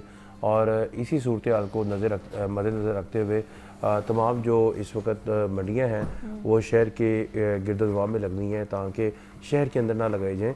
मुख्तलिफ जगहों पर लगाई जा रही हैं, जिसमें शाहपुर कांजरा एक बहुत बड़ी मंडी है जो कि पूरा साल वो लगती तो पूरा है, साल रहती है, मगर हाँ इन जी। 10 दिनों में ये भी फ्री ऑफ कॉस्ट हो जाएगी। अच्छा। इसकी एंट्री फीस जो है लेकिन वो ये फ्री जो हो जाएगी। जायद वसूली पर शिकवा कर रहे हैं व्यापारी, ये क्या वजह है? अभी फ्री नहीं हुई ना। अच्छा, अभी फ्री नहीं हुई है, ये 28 से फ्री होगी। 28 ही होगा ना। अच्छा। देखिए अभी तो उनका कॉन्ट्रैक्ट चल रहा है ना, जिसने भी कॉन्ट्रैक्ट लिया हुआ है तो उसको नुकसान होगा इस तरह। तो वो 28 मई से फ्री हो जाएगा, यानी कि कल का दिन है और परसों से वो फ्री हो जाएगी। और 10 रोज़ के लिए ये फ्री जो है दाखिली जो जानवरों की एंट्री फीस होगी वो फ्री हो जाएगी और खारजी फीस भी फ्री हो जाएगी। अब नो प्रॉफिट नो लॉस पे ये मंडियाँ लगाई जा रही हैं। हुकूमत पंजाब शहर लाहौर में मंडियों की तादाद कम है, बहुत ही कम है इस बार, मगर जाहिर बात है अगर 6 पॉइंट्स भी होते हैं तो लोग शहरियों ने जानवर तो लेने हैं, जैसे सगियाँ हैं, हाँ जी, वहाँ वो पे दाखिली जाते रास्ता है, हैं। वहाँ पर और अड्डा प्लाट है। इसके साथ साथ आपके LD एवेन्यू 1 है, और कांदा काचा है और इस तरह शाहपुर कांजरा है, ये तमाम जगहों पर जो है मंडियाँ लगाई जा रही हैं। वाघा के गिरदनवा पे भी मंडी लगाई जा रही है। ये अब ईद की आमद है, अब आपके हर शो में जो है वो इसी तरह ही इसी वाले ईद की बड़ी ईद में कुर्बानी बड़ी की खुशियाँ ईद जो है मनाई जाएंगी। कुर्बानी की ईद है, तो ये तमाम हर साल ये इवेंट आता है और बड़े ही अच्छे तरीके से मनाया जाता है। और जो ये ईद है इस पर तमाम तर तैयारियाँ जो है हुकूमत पंजाब ने करनी होती हैं, और इस वाले से जो ज़िला इंतज़ामिया है और कैटल मैनेजमेंट कंपनी है, कमिश्नर ऑफिस है, तमाम लाइट महकमे जो है 1122 हो गया, LWMC हो गई, तमाम ये सारे वहाँ पे अंडर ये मंडियों की तरफ लग जाते हैं, ताकि मंडियाँ जो है वहाँ पर पूरे लाहौर ने जानवर ख़रीदने जाते हैं। और हर साल जो है वो लाखों के हिसाब से बड़े से छोटा जानवर आता है, तो वो बिकता भी है, उसकी कुर्बानी भी होनी है। फिर एक मुसलसल कितने फंड हैं इसके लिए 5 मंडियों के लिए? ये 5.12 करोड़ है इनका, वो है कैटल मैनेजमेंट कंपनी इस दफ़ा लगा रही है, पहली बार लगा रही है। हाँ वो पहली बार वो इस इवेंट को देखकर चलने लगी है। और जो इनका टेंडरिंग हुई है उसमें जो सबसे कम एक मंडी की कीमत गई है वो 80 लाख रुपए की है। अच्छा। हाँ जी, तो वो अब वो जिसने ली है वो तो उसको तो लग पता जाएगा, क्योंकि 10 दिन गुजारने होते हैं। ये बड़ा इवेंट है ये मुनीबा, ये देखें, ये 1000 अरब रुपए का इवेंट है। अच्छा। 1000 अरब रुपए का, तो वो आप यहाँ से हिसाब लगा रहे हैं कि 1 अरब, 100 अरब, 200 अरब, 300 अरब, ये इतना जानवर बिकना है, लोगों ने ख़रीदना है, कुर्बानी करनी है। उसके बाद मुसलसल चांद रात, ईद वाले दिन, ईद से अगले दिन 1-2 दिन तक, फिर उसके बाद सफाई का सिस्टम शुरू हो जाता है, कुर्बानी हो रही होती है, खालों का अलग से कारोबार शुरू हो जाता है, उसकी सफाई के सिस्टम में तमाम आपको पता है। फिर ये सारा मुसलसल 3-4 रोज़ जो है फिर लाहौर को ज़ीरो वेस्ट भी करना होता है। तो ये एक मुसलसल इवेंट है, और इसके साथ साथ कुछ लोग जो हैं वो हॉस्पिटल्स का भी रुख करते हैं ज़्यादा खाने की वजह से। तो ये 3-4 दिन आपके आगे जो है 28 से लेकर जब शोर पड़ जाएगा, जब मंडियाँ लग जाएंगी, गर्मी की शिद्दत ज़्यादा है जिसकी वजह से लोग दोपहर को कम निकलेंगे और रात को ज्यादा जाएंगे खरीदारी के लिए। हाँ। वहाँ पे ऐसे लग रहा होगा कि एक शहर, एक अलग से शहर बसा हुआ है वहाँ पे, रोशनियाँ होंगी और लोग वहाँ पे नजर आएंगे। ये मेगा इवेंट होता है, इसमें सरप्राइज जो होता है कि वो हर बंदा जो है, और सबसे बड़ी बात ये है कि बच्चों के साथ जा रहे होते हैं लोग कि चले आए बकरा पसंद करके आए और कोई जानवर पसंद करके आए, कुर्बानी के जानवर को ख़रीदने के लिए आराम से लोग उसको जाकर देखते हैं। एक अलग से वाइब्स आ रही होती हैं, तो खुशी की वाइब्स होती हैं कि हमने ये कुर्बानी करनी है। मगर ये जो कुर्बानी जिस मकसद के लिए है, अल्लाह ताला उस मकसद को कबूल फरमाए। ये तमाम चीज़ें जो हैं ये इस वक्त तैयारी के मराहिल में है। 28 को ये मंडियाँ फाल होंगी और 10 दिन जो है वो कोई अपने जानवर का नाम कुछ रख रहा होगा, कोई लाहौर कलंदर रख रहा होगा, कोई कोयटा ग्लैडिएटर रख रहा होगा, वो शायद यही रख देंगे, पेशावर जुल्मी रख रहा होगा। यानी कि इस तरह से भी कुछ लोग ऐसे ही रख लेते हैं। बिल्कुल ऐसे ही है, मुख्तलिफ किस्म के नाम रख देते हैं उनकी जिसामत के लिहाज से, या बच्चे अट्रैक्ट हो जाते हैं जब वो नाम सुनते हैं कि चाहिए ना मैं इनका। तो वो बड़ा फर्क पड़ता है उससे। अब तो राफेल भी कोई नाम रखेंगे। राफेल तो कोई नहीं रखेगा। राफेल तो कोई नहीं रखेगा, या तो कोई राफेल रखेगा या फिर कोई ना JF-17 रखेगा वो नाम। ये मुझे लगता है कि थंडर त्यारे जो है ना उनके नाम रखे जाएंगे। अब ये देखिए कि ये एक मुसलसल सिस्टम है, 10 दिन चलना है, और इसके हवाले से ये ईद की तैयारी होनी है। एक और जो स्टोरी है उसके ऊपर बात करनी है इमरान साहब। सूबे पंजाब में पैदाइश से 7 साल तक रजिस्ट्रेशन बिल्कुल मुफ्त होने जा रही है, ये क्या प्रोसेस है? देखिए ये ना आज से अगर पीछे चले जाए ना तो पहले तो फ्री थी। अच्छा। फिर इस पर फीस लागू हो गई। ओके। नॉमिनल फीस थी ये 100 रुपये लेट फीस, अंदराज 400 रुपये, 500 रुपये, 600 रुपये तक था। तो सबसे बड़ी इसमें इम्पोर्टेंट बात यह है कि वज़ीर पंजाब का ये अच्छा इनिशिएटिव है कि उन्होंने ना लोगों को धक्के खाने से बचा लिया है, क्योंकि ये इन चीज़ों के मतलब तो हम बड़ी अच्छी तरह जानते हैं। हमें फ़ोन्स आते हैं कि हमारा सर्टिफिकेट बना दें। अच्छा, सबसे पहला मेरा यही सवाल होता है, भाई किसका बनवाना है? मेरा अपना ही बनवा दें। अब वो एक बंदा 45 साल का है तो उसका कहाँ से बनवा दे, उसका तो डाटा ही नहीं होगा। फिर उसका लेट अंदराज, फिर कोर्ट से डिग्री लेनी पड़ती थी, ये वो सारा, तो एक लंबा प्रोसेस था, 4 से 5 माह लग जाते थे। अब डायरेक्ट इख्तियारात दे देंगी हैं असिस्टेंट डायरेक्टर को, डिप्टी डायरेक्टर को। वो इनकी जो अगर फ़र्ज़ करें किसी का कोई लेट अंदराज है तो उसको करने के लिए एक हेयरिंग होगी, एक तरीकाकार है। अब जो बच्चे का अंदराज है, जब बच्चे की पैदाइश होती है तो उसका पहले था कि अगर आप थोड़ा सा लेट भी हो जाते हैं तो फिर आपका कोर्ट डिग्री लेनी पड़ती थी 1 साल बाद। अब 7 साल का प्रोसेस रख दिया है। फर्ज करें आप 1 साल आपको याद नहीं रहा, 2 साल याद नहीं रहा, 3 साल नहीं रहा, 4 साल याद नहीं रहा, तो कम से कम 7 साल से पहले तक तो उन्होंने इतनी रियायत दे दी है कि आप 7 साल से पहले इंदराज करवा सकते हैं और वो फ्री ऑफ कॉस्ट होगा। अगर उसके बाद आएंगे तो फिर उसका आपको कोर्ट डिग्री लेनी पड़ेगी। कोर्ट डिग्री आपको तलाक पर लेनी पड़ेगी। अच्छा, हाँ, डिवोर्स पर लेनी पड़ेगी। इसका फिर वही प्रोसेस है जो पहले था, मगर विदाउट कोर्ट डिग्री है।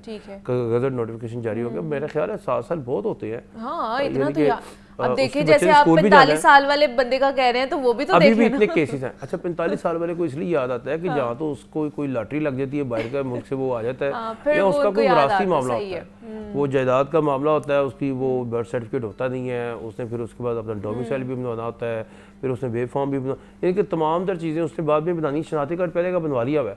अब जब उसने शनाख्ती कार्ड बनवा लिया हुआ है ना, तो शनाख्ती कार्ड में जो उसकी उम्र आनी है वही लेट इंदराज में आनी है, बर्थ सर्टिफिकेट में आनी है। वो तो आज भी आप जाकर बनवा सकते हैं, मगर लेट इंदराज जो होगा उसका एक बन जाएगी, फाइल आपकी बन जाएगी, मगर वो नहीं होगा कि आप कहें कि मेरी उम्र छोटी हो जाए, मैं बाद में दोबारा शनाख्ती कार्ड बना लूँ, तो वो बड़ा मसला है उसमें। इसलिए तो कोर्ट डिग्री की शर्त रखी हुई थी। अब वो कोर्ट डिग्री खत्म हो गई है। कोर्ट डिग्री खत्म होने से लोगों को आसानियाँ पैदा होगी, और ये एक बंदे का मसला नहीं था, ये लाखों लोगों का मसला था कि लोगों के ना बर्थ सर्टिफिकेट बनाने के लिए लोगों को डिग्रियों के लिए भागदौड़ करनी पड़ती थी, और उसके बाद हेयरिंग्स होती थी मुख्तलिफ़ किस्म की, मुख्तलिफ़ जगहों पे। यूनियन काउंसिल सेक्रेटरी आज मौजूद नहीं तो आपकी हेयरिंग कैंसिल, पटवारी नहीं आया तो आपकी हेयरिंग कैंसिल। इनके 4-5 बंदों की कमेटी बनी होती थी एडी के पास, असिस्टेंट डायरेक्टर के पास, फिर वहाँ से वेट होती थी, फिर इसका एक पूरा प्रोसेस था। अगर गलत बन गया उसको कैंसिल कराना है तो उसका भी पूरा प्रोसेस है, महीना फिर लग जाता है। अब ये सिर्फ एक बंदे के पास जाना पड़े करेगा इनको? जी, एक यूनियन काउंसिल सेक्रेटरी। अच्छा, सेक्रेटरी यूनियन काउंसिल बनाएगा। अगर उसके हाथ से बात निकल जाती है तो फिर वो असिस्टेंट एडी के पास आ जाएगा। अगर उसके हाथ से भी बात निकल जाती है फिर आगे आपको पता है ये डिप्टी डायरेक्टर है, वो बनवा देंगे। मगर मकसद ये कहने के काम आसान हो गया है। देखिए जी, बर्थ सर्टिफिकेट जो है ना वो इकाई है, हर इंसान की इकाई है। उसकी शुरुआत होती है, और बर्थ सर्टिफिकेट हो गया, मैरिज सर्टिफिकेट हो गया, डिवोर्स सर्टिफिकेट हो गया, हाँ जी, डेथ सर्टिफिकेट हो गया। ये तमाम जितने भी सर्टिफिकेट्स हैं, ये 4 सर्टिफिकेट्स जो ऐसे हैं जो हर बंदे की इसको ज़रूरत है, और किसी के पास ये मुकम्मल सर्टिफिकेट्स नहीं होते, किसी के पास भी नहीं होते। और अगर किसी के पास होते हैं तो मेरा नहीं ख्याल कि मेरे पास आज तक कुछ सही डेट वाला बंदा आया। अच्छा, कहते जी मैं पैदा जनवरी में हुआ था, मेरा बनाव मार्च में दे दिया गया, और मेरे वो 2 महीने। कोई कहता जी मेरे साल कम करवा दिया था, कोई कहता मेरा 2 साल कम करवा दिया था, तब मेरा ये था, अब मेरा, इनको उसको आगे जाके कोई ना कोई परेशानी आ जाती है। तो एग्जैक्ट डेट वाला कोई भी बंदा नहीं आया, तो इसलिए हैप्पी बर्थडे जो हम किसी को कहते हैं तो उसकी बर्थडे का भी नहीं उसको पता होता कि वो कौन सी डेट पे चल रहा है। तो आजकल तो ये है कि एग्जैक्टली जो बच्चे हैं उनकी तो फौरी तौर पर जो डेट है उसी डेट में बनवाना चाहिए। लेकिन ये अब थोड़ा सा हमें आगे नहीं निकलना चाहिए था कि इसे मैनुअल चीजों से हमें अब थोड़ा सा कंप्यूटराइज हो गया है, कंप्यूटराइज जाना चाहिए, पोर्टल्स बना देने चाहिए कि इंसान घर में बैठ के खुद ही सारी चीजों को अपने रजिस्ट्रेशन करा ले। मुनीबा, ये बने हुए हैं। अच्छा, ये घर में बैठ के ही आप कर सकते हैं, ये तो पहले से बना हुआ है। ये 2 साल जब अहमद जवेद काजी थे ना सेक्रेटरी बल्दियात, वो ही करके गए थे। उसके बाद नूरुल मीन बेंगल आए, उन्होंने भी इसके ऊपर बड़ा काम किया। तो अब शकील अहमद मियाँ हैं, बड़ा ज़बरदस्त काम कर रहे हैं वो। उन्होंने इसको डिजिटलाइजेशन की तरफ जो है वो ज़्यादा लेकर जा रहे हैं, ताकि अभी आप ऐप खोलें, उसमें अपना अंदराज करें, आप उसको प्रिंट निकालें, मुतलका सेक्रेटरी के पास लेके जाएं, वहाँ से स्टैंप करें, और उसको उसको नादरा के उसी में वो अंदराज कर देगा, उसी वक्त आपका बर्थ सर्टिफिकेट निकल आएगा। तो वो जो भी सर्टिफिकेट्स हैं, तरीका बहुत आसान है। अच्छा, इसमें कोई दो राय नहीं, तरीका बहुत आसान है, मगर इस तरीके को हम ना अडॉप्ट नहीं करते। यानी कि आपका काम है, आपने मुझे कह दिया, आसान काम था, काम करना भी आ जाना था। जब अगर आप फुट का इस्तेमाल करते, खुद जाते, तो आपको पता लगता है कि यहाँ से ये काम होता है, यहाँ से ये काम होता है, आगे भी किसी को। हम आजकल करते क्या हैं कि जी इमरान को फ़ोन करें, काशिफ को फ़ोन करें, फलाने को फ़ोन करें, वो बन के तो आ जाएगा, मगर तरीका नहीं पता लगा उनको। दुनियादारी में ये सारी चीज़ें सीखनी चाहिए, सीखने से आगे चीज़ें बढ़ती हैं। हमने सीखना ही बंद कर दिया हुआ है। ये देखिए, कोई बंदा पोर्टल खोलेगा तो उसको पता लगेगा ना कि वहाँ पे क्या लिखा हुआ है, अंदराज कैसे करना है, किस तरीके से करना है। क्या पता उसको अंदराज ही ना करना है, वो अंदराज जब करेगा, उसमें जब उम्र का वो लगाएगा, तो उसको पता चल जाएगा कि इसमें कितनी फ़ीस देनी है, किस तरह से फ़ीस देनी है, या फ़ीस है भी या नहीं है। तो ये तमाम चीज़ें जो हैं वो इनको मद्देनज़र रखते हुए वज़ीर आला पंजाब ने इसको बिल्कुल फ्री ऑफ कॉस्ट कर दिया है, ताकि लोग जो हैं वो परेशान ना हो। उनकी जो सर्टिफिकेट्स हैं उनकी दहलीज़ पर मिले। ये दहलीज़ पर भी एक है कि आप अगर पोर्टल में कर लेते हैं, सारा कुछ हो जाता है, आप कर रहते हैं, तो आपके घर की दहलीज़ पे आ जाते हैं सर्टिफिकेट्स। वो आपका एड्रेस में लिखा होता है, ऑटोमेटिकली बच्चों को आ जाता है। तो ये तो एक तरीका कार है। जो पुराना था, पुरानी पर्चियाँ जो है वो एक फरसूदा निज़ाम था, वो ख़त्म हो गया हुआ है। एक और इनिशिएटिव ले रहे हैं ये आपके ग्राम फरोशी ख़त्म करने के लिए 100 दुकानें जो हैं वो कम से कम आपके लाहौर शहर को मॉडल शहर है चूँकि, तो यहाँ पे 100 दुकानें जो हैं वो हर तहसील में बनाने लगे हैं। ताकि वहाँ पे आप नर्ख नामों के मुताबिक जो है वो चीज़ें खरीदें, जिसमें अच्छा खुदनोश आ जाएगी, गोश्त आ जाएगा, मुर्गी का गोश्त आ जाएगा। पंजाब हुकूमत बना रही है अलग से अपने। हाँ जी, ये फैसला हो गया है, इसकी समरी तैयार हो गई है। अब ये सिर्फ फाल करने हैं। अच्छा। तो जैसे ही फाल करेंगे वो इफ्तिताह भी होगा, मगर इससे काफी फर्क पड़ जाएगा। ये जो नई कमेटी बनी है उसके तहत बना रहे हैं जी, जो प्राइस कंट्रोल के हवाले से जो कमोडिटीज की, हाँ, ये उसके तहत आ रहा है। और इतना जबरदस्त ये सिस्टम आएगा कि जिससे आपकी मार्केट में फर्क आएगा, ग्राम फरोशी में फर्क आएगा। जाहिर बात है मैं जाऊंगी नहीं उधर, मैं इधर चला जाऊंगा। आप किसी मतलब हम किसी लोकल शॉप पे नहीं जाएंगे, फिर हम वो वाली शॉप पे जाएंगे जहाँ पे हुकूमत जो है सब्सिडाइज दे रही है चीजें। वहाँ पर आपको जो ये चीजें हैं वो मुकम्मल इस तरीके से मिलेंगी, आप कहेंगे वाकई नहीं वो सब्सिडाइज मिलेंगी, कम प्राइस में मिलेंगी। सब्सिडाइज नहीं, क्या होगा रेट पे सब्सिडाइज तो है ही नहीं ना। हमें तो IMF ने मना कर दिया, सब्सिडाइज नहीं दे सकते। वो हमारे तो यूटिलिटी स्टोर्स भी बंद हो गए। जी वो ये देखें, आप कर्जा ले रहे हैं, आप कर्जा ले रहे हैं तो आप सब्सिडाइज क्यों कर रहे हैं फिर? अच्छा, यानी कि आपने पहले मुझसे कर्जा लिया और उसके बाद आपने सब्सिडाइज किया, तो वो ये चीज़ें बड़ी अहमियत की हामिल होती हैं। इन चीज़ों को देखना पड़ता है। ये देखिए, जब आप एक सब्सिडाइज चीज़ बेचेंगे तो जाहिर बात है आप एक खुशहाल मुल्क हैं, तो आपके पास आप खुद कर्जा ले रहे हैं और मुझे आप आगे से सब्सिडाइज करेंगे कैसे? मगर नर्खनामे के मुताबिक भी कोई चीज़ बेच देता है ना, तो ये भी बहुत बड़ी बात है। जो डीसी रेट लिस्ट हमारे पास आती है उसके अकॉर्डिंगली अगर बेचा जा रहा है तो बड़ी बात है। पंजाब की एक अच्छी इनिशिएटिव है, जो हुकूमतें जो हैं इसी तरह 1 बाय 1 जो है अपने फेस में चलती हैं और उसको अच्छा लेकर फिर आगे निकलता है। मगर इससे फ़र्क पड़ेगा, मार्केट में फ़र्क पड़ेगा, आपके फल सब्जियों में फ़र्क पड़ेगा। मतलब अभी इसके ऊपर काम चल रहा है, जैसे ही इसके ऊपर इनिशिएटिव लिया जाएगा, दुकानें बनना शुरू होंगी और वहाँ पे सामान रखेंगे तो फिर जो है ना गिरा फरोशी में कमी वाक़ई होगी। जो अभी बहुत ज़्यादा प्राइस हाई होते हैं, गिरा फरोशी हो रही होती है, मनमानी कीमतें लगाई जा रही होती हैं, तो वो भी कम होंगी। उसके अलावा हमने ईद कुर्बान की आमद है, उसके हवाले से मवेशी मंडियाँ 28 मई को फ़ाल होने जा रही हैं, तो उस हवाले से क्या इंतजामात हैं, तैयारियाँ किस तरह की हैं, उस पर बात की। इमरान अकबर हमारे साथ मौजूद। इमरान साहब बहुत शुक्रिया आपके वक्त का। ब्रेक लेते हैं, यहाँ पे मिलते हैं इस ब्रेक के बाद।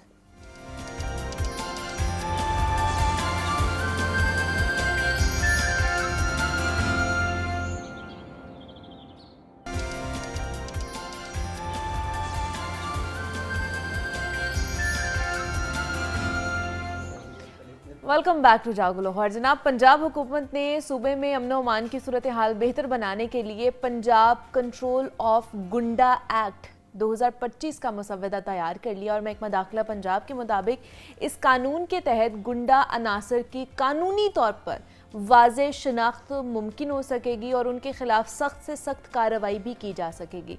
अब नए कानून के तहत डिस्ट्रिक्ट इंटेलिजेंस कमेटी को ये इख्तियार हासिल होगा कि वो किसी भी शख्स को गुंडा करार दे सके, बशर्तिया कि उसके खिलाफ कोई पुलिस, इंतज़ामिया या फिर हसास अदारों की रिपोर्ट या फिर तहरीरी शिकायत मौजूद होनी चाहिए। अब इस कानून के तहत मंशियात फरोशी, जुए, बत्ताखोरी, साइबर क्राइम, हरासानी, जाली सरकारी ओहदे का इस्तेमाल या फिर सोशल मीडिया पर असले की नुमाइश और जाली दस्तावेज़ात इस्तेमाल करने वाले अफराद को गुंडा करार दिया जा सकेगा। अब इस कानून के तहत किस तरह कह लें कि अमन व अमान की सूरत हाल को बेहतर बनाया जा सकेगा और किस इसका इम्पैक्ट क्या होगा, हमने इस पर बात करनी है आज के इस सेगमेंट में। और इस पर बात करने के लिए हसन रज़ा ने हमें ज्वाइन किया है जो कि ब्यूरो चीफ हैं। हसन, आपको वेलकम कहते हैं जागो लाहौर में। कैसे हैं आप? ठीक है, बहुत शुक्रिया, thank you very much. Hasan, ये जो Punjab control of goonda act 2025 लेकर आया जा रहा है, क्या फ़ायदा होने वाला है इसका हमें? देखें, ये महकमा दाखिला पंजाब ने इसका इब्तिदाई तौर पर मसवदा तैयार किया है। बुनियादी तौर पर अगर देखा जाए तो कुछ चीज़ें थी, इसके दो पहलू निकलते हैं। एक तो वो कि जो नाम रखा गुंडास, हाँ गुंडास, गुंडास ये उसमें लिखा हुआ है ना, जिसे गुंडा एक्ट 2025 कह रहे हैं। एक तो हमें ये समझ में आती है कि वो लोग जो बदमाशी का इस्तेमाल करते हैं, वो लोग जो ख़तरे की लामत बन जाते हैं, खौफ की लामत बन जाते हैं, और ख़ास तौर पे वो अफराद कि जो अपने इलाके में जिस विगो डाले लेके चले जाएं, काले शीशे लगा लें, वो जिनका कोई सरकार से ताल्लुक भी ना हो, जो गैर कानूनी तौर पे इन चीज़ों का इस्तेमाल करते हैं, असले का इस्तेमाल करना शुरू कर दें। बेशक आप दफ़ा 144 लगती है मखसूस कुछ वक्त के लिए, लेकिन ये उनका ये कहना था कि ये मुस्तकिल तौर पे होगा कि असले का गलत उसका इस्तेमाल नहीं किया जा सकेगा, उसको लेकर नहीं फिरा जा सकेगा। फिर उसके साथ साथ इसमें जो बड़ी इंपॉर्टेंट चीज़ है वो इसकी तारीफ़ है। जो गुंडे की तारीफ इसमें क्या बताए, वो कहते हैं ऐसा शख्स जो खौफ फैलाने, तशद्दुद, धौंस या मुनज़्ज़म जराइम से मुंसलिक हो। सही, ठीक है। जिसमें कब्जा ग्रुप, भत्ता, मंशियात, गैर कानूनी असला में मुलव्वस हो या माजी में रहा हो, वो गुंडे उसकी तारीफ, गुंडे की तारीफ उसमें ये की गई है। फिर इसमें समाज दुश्मन रवैया, आप गुंडे को तो समझ गए, समाज दुश्मन रवैया, एंटी समाज, यानी आप ये कह लें कि जो समाज जो अपने इलाके में, उसकी तारीफ क्या है, वो ये कहते हैं कोई भी ऐसा अमल जो माशरे में खौफ, खतरा या अफरा तफरी पैदा करे। अच्छा, ये हो सकता है बहुत सारी वीडियोस आपकी भी नज़र में आती होंगी सोशल मीडिया पे कि जी कोई एक बंदा है, उसने अपने साथ वीगो डाला रखा हुआ है, साथ उसके साथ प्राइवेट सिक्योरिटी है, और ये पिछले दिनों भी बड़ी लाहौर में ये वाकया हुआ कि उन्होंने एक गाड़ी वाले को निकाल के गाड़ी में से और उनको अच्छा खासी उसकी पिटाई की, उसको पकड़ के उसको मारा। तो ये भी गुंडागर्दी में आ जाता है ना? ये भी गुंडागर्दी में आएगा। अब उसमें इन्होंने, इनका ये कहना, ये तो हम समझ गए कि ये आपने खौफ की अलामत रखी, ये समाज दुश्मन हो गया ना, समाज दुश्मन रवैया हो गया, ठीक है। इनके खिलाफ आप एक्शन ले सकते हैं, इनको गिरफ्तार कर सकते हैं। अच्छा, फिर इसमें एक और चीज़ है, पुलिस को बगैर वारंट गिरफ्तारी का इख्तियार होगा, बगैर वारंट के गिरफ्तारी का इख्तियार होगा। कैसे?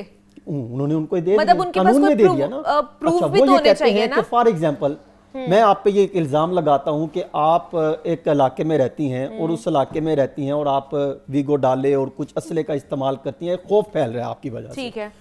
जो मजिस्ट्रेट होगा या डिप्टी कमिश्नर होगा, वो जाके पुलिस को कह सकता है कि ये शवाहिद हैं, आप इसको जाके उठा लें, वो आपको उठा लें, मतलब शवाहिद होने चाहिए ना? शवाहिद की बुनियाद पर कानूनी जो चीजें मौजूद हैं, उसकी शवाहिद की बुनियाद पर वो आपको मौका एक फराहम करेंगे जिस पर इल्जाम होगा।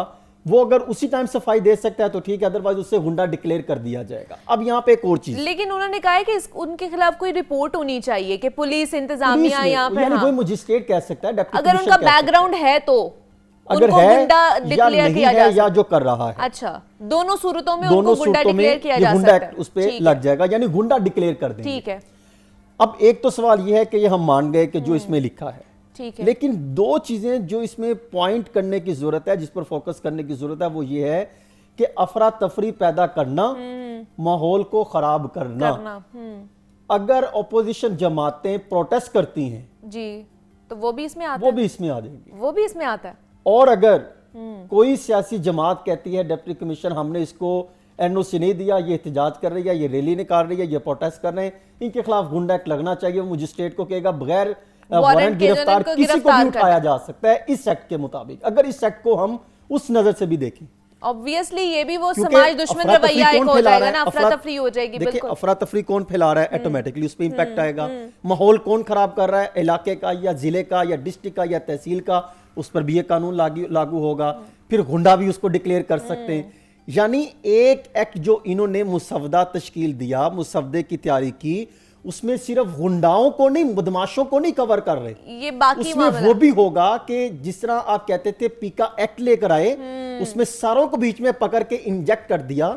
इस तरह आप ये कह सकते हैं कि ये एक ऐसा एक्ट का मुसवदा तैयार कर रहे हैं। बताने को तो ये गुंडाओं के खिलाफ है, लेकिन उसकी तारीफ अगर पढ़ें उसके अंदर, तो उसके अंदर आप पूरे ढांचे को कवर करके ले आए कि जो हमारी मर्जी के मंशा के खिलाफ कोई बात करेगा तो उसे आप धर सकते हैं, उसके खिलाफ आप कार्रवाई कर सकते हैं, उसके खिलाफ एक तीर से बहुत सारे निशाने लगाए जा रहे हैं। देखिए, मैं तो आपको तारीफ पढ़ के बता रहा हूं। अगर आप देखें मुसवदे के अंदर बड़ा कैटेगोरिकली लिखा हुआ है, वो ये कहते हैं कि समाज दुश्मन रवैया जो माशरे में खौफ, खतरा या अफरा तफरी पैदा करे। अफरा तफरी क्या है? अफरा तफरी ये है कि दो बंदे खड़े हैं, अगर 19-20 कर रहे हैं आपस में, 19-20, उससे कोई तीसरा बंदा कोई उससे खौफ पैदा हो गया, वो कहेगा मुझे तो इनकी ये बात वहां कर रहे थे, इससे खौफ पैदा हो गया, ये सरकार के नहीं अगेंस्ट तो हो सकती आए है, रोज किसी तो शख्सियत हमारे के लाहौर खिलाफ हो शहर सकती में है। हसन रैलीज निकली हुई होती हैं। अब जैसे पिछले दिनों पैरामेडिकल स्टाफ ने, डॉक्टर्स ने एहतजाज किया हुआ था, धरना दिया हुआ था, वो भी इसमें आ जाएगा फिर? अगर वो खौफ की लामत बन रहे हैं और वो बन सकते हैं, और वो अगर अफरा तफरी की पैदा कर रहे हैं, वो कर रहे हैं, वो इसलिए कर रहे हैं अफरा तफरी कि वहां पर सिचुएशन ये बन जाती है कि अफरा तफरी कैसे पैदा हो कि आप एक ब्लॉक कर देना, ब्लॉकेज कर, अब वहां पे वो एक अफरा तफरी वाली सिचुएशन हो जाएगी, लोग किधर को जा रहे हैं, वहां पे माहौल खराब हो गया, माहौल पर असर पड़ा, इलाके में खौफ और राज फैल गया। खौफ किसकी वजह से फैला कि यहाँ पर अफराद मौजूद हैं। फिर एक और भी आप कह सकते हैं कि यहाँ पे सिक्योरिटी खदशात मौजूद हैं, इन्होंने ये इसकी वजह से ये खौफ पैदा हो गया, इलाके का एक मुहासरा कर सकते हैं, बेशुमार हो सकता है, वो तमाम अफराद उसमें आ सकते हैं। ना नर्सेज एहतजाज कर सकेगी, ना डॉक्टर एहतजाज कर सकेंगे, ना सियासी जमातें, अपोजिशन जमातें एहतजाज कर सकेंगी। लोग जो है यहाँ पे कर रहे होते हैं, या प्रेस क्लब के बाहर बहुत से लोग एहतजाज कर रहे होते हैं। मुझे तो ये खदशा है कि अगर सहाफी कोई सख्त सवाल कर ले तो वो ये कहेंगे ये तो आपने खौफ की लामत बन गया, ये तो आपने इतना सख्त सवाल कर लिया, ये तो इससे तो अफरा तफरी पैदा हो सकती है। ये तो ऐसे तो इसका मतलब ये गुंडा एक्ट उस पर भी लगाने की तैयारी है। 2.0 हो गया, ये तो नाम चेंज कर दिया है, उसको 5x कर दिया ना। उसका नाम चेंज कर दिया, बट ये same exact like that he है। ये ले आए। देखिए सरकार का काम है कवानीन बनाना मुशावरत करके, और हर कवानीन में ज्यादातर फोकस ये होना चाहिए इसमें तमाम अपोजिशन जमातें, हुकूमती जमातें, उनकी नुमाइंदगी शामिल हो, और फिर दूसरा ह्यूमन राइट्स की जो तंजीमें हैं उनसे मुशावरत किया जाए। क्या इस तरह के एक्ट लाने से ये अच्छी बात है? हम तो चाहते हैं, हाँ। आप भी चाहती होंगी, मैं बजाते खुद ये बात कहता हूं कि जो गुंडे हैं, जो बदमाशी हैं, जो बदमाश फैलाते हैं, जो यहाँ पर मुख्तलिफ किस्म के ग्रुप की शक्ल में चलते हैं, उनके खिलाफ एक्शन होना चाहिए, उनको उनके पुलिस की गिरफ्त में आना चाहिए। दिन दिहाड़े आप एक खौफ का आलम है यहाँ पर कि आप किस टाइम आप किसी भी किसको पैसे दे के आप किसी को मरवा सकते हैं, किसी का कत्ल करवा सकते हैं, राजनी चल रही है, डकैतियां चल रही हैं, तो ये होना चाहिए, इंपैक्ट होना चाहिए। हाँ। लेकिन क्वेश्चन फिर वहीं पर है कि इसकी कैटेगरी क्या होगी, कौन-कौन इसके जुमरे में आएगा, किस तरह किया कि कौन है, किस में नहीं आएगा, अपोजिशन जमातों पे नहीं लगेगा, वो तो आपने नहीं लिखा।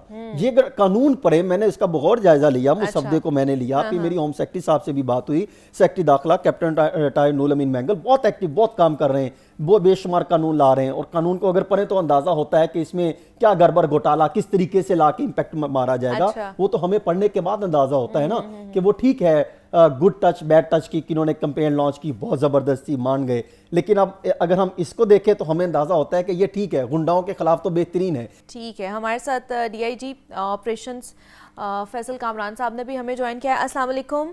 वालेकुम सलाम। बहुत शुक्रिया, आपने हमें टाइम दिया। फैसल साहब, ये जो नया Punjab control of goonda act का जो मुसव्वदा है वो तैयार किया गया है, इसके ऊपर हम बात कर रहे हैं, तो मुझे बताइएगा किस तरह इसको लेकर चला जाएगा और आप लोगों की तैयारियां क्या हैं इस हवाले से? देखिए मैडम, सबसे पहली बात तो ये है कि ये जो लॉज हैं और जितने हमारे लेजिस्लेशन होती है, ये टाइम टू टाइम अपडेट होती रहनी चाहिए। अब जो पुराने लॉज हैं वो पुराने टाइम के हिसाब से थे, आज से 40 साल 50 साल 60 साल पहले के जो लॉज थे वो दे नीड अपडेशन।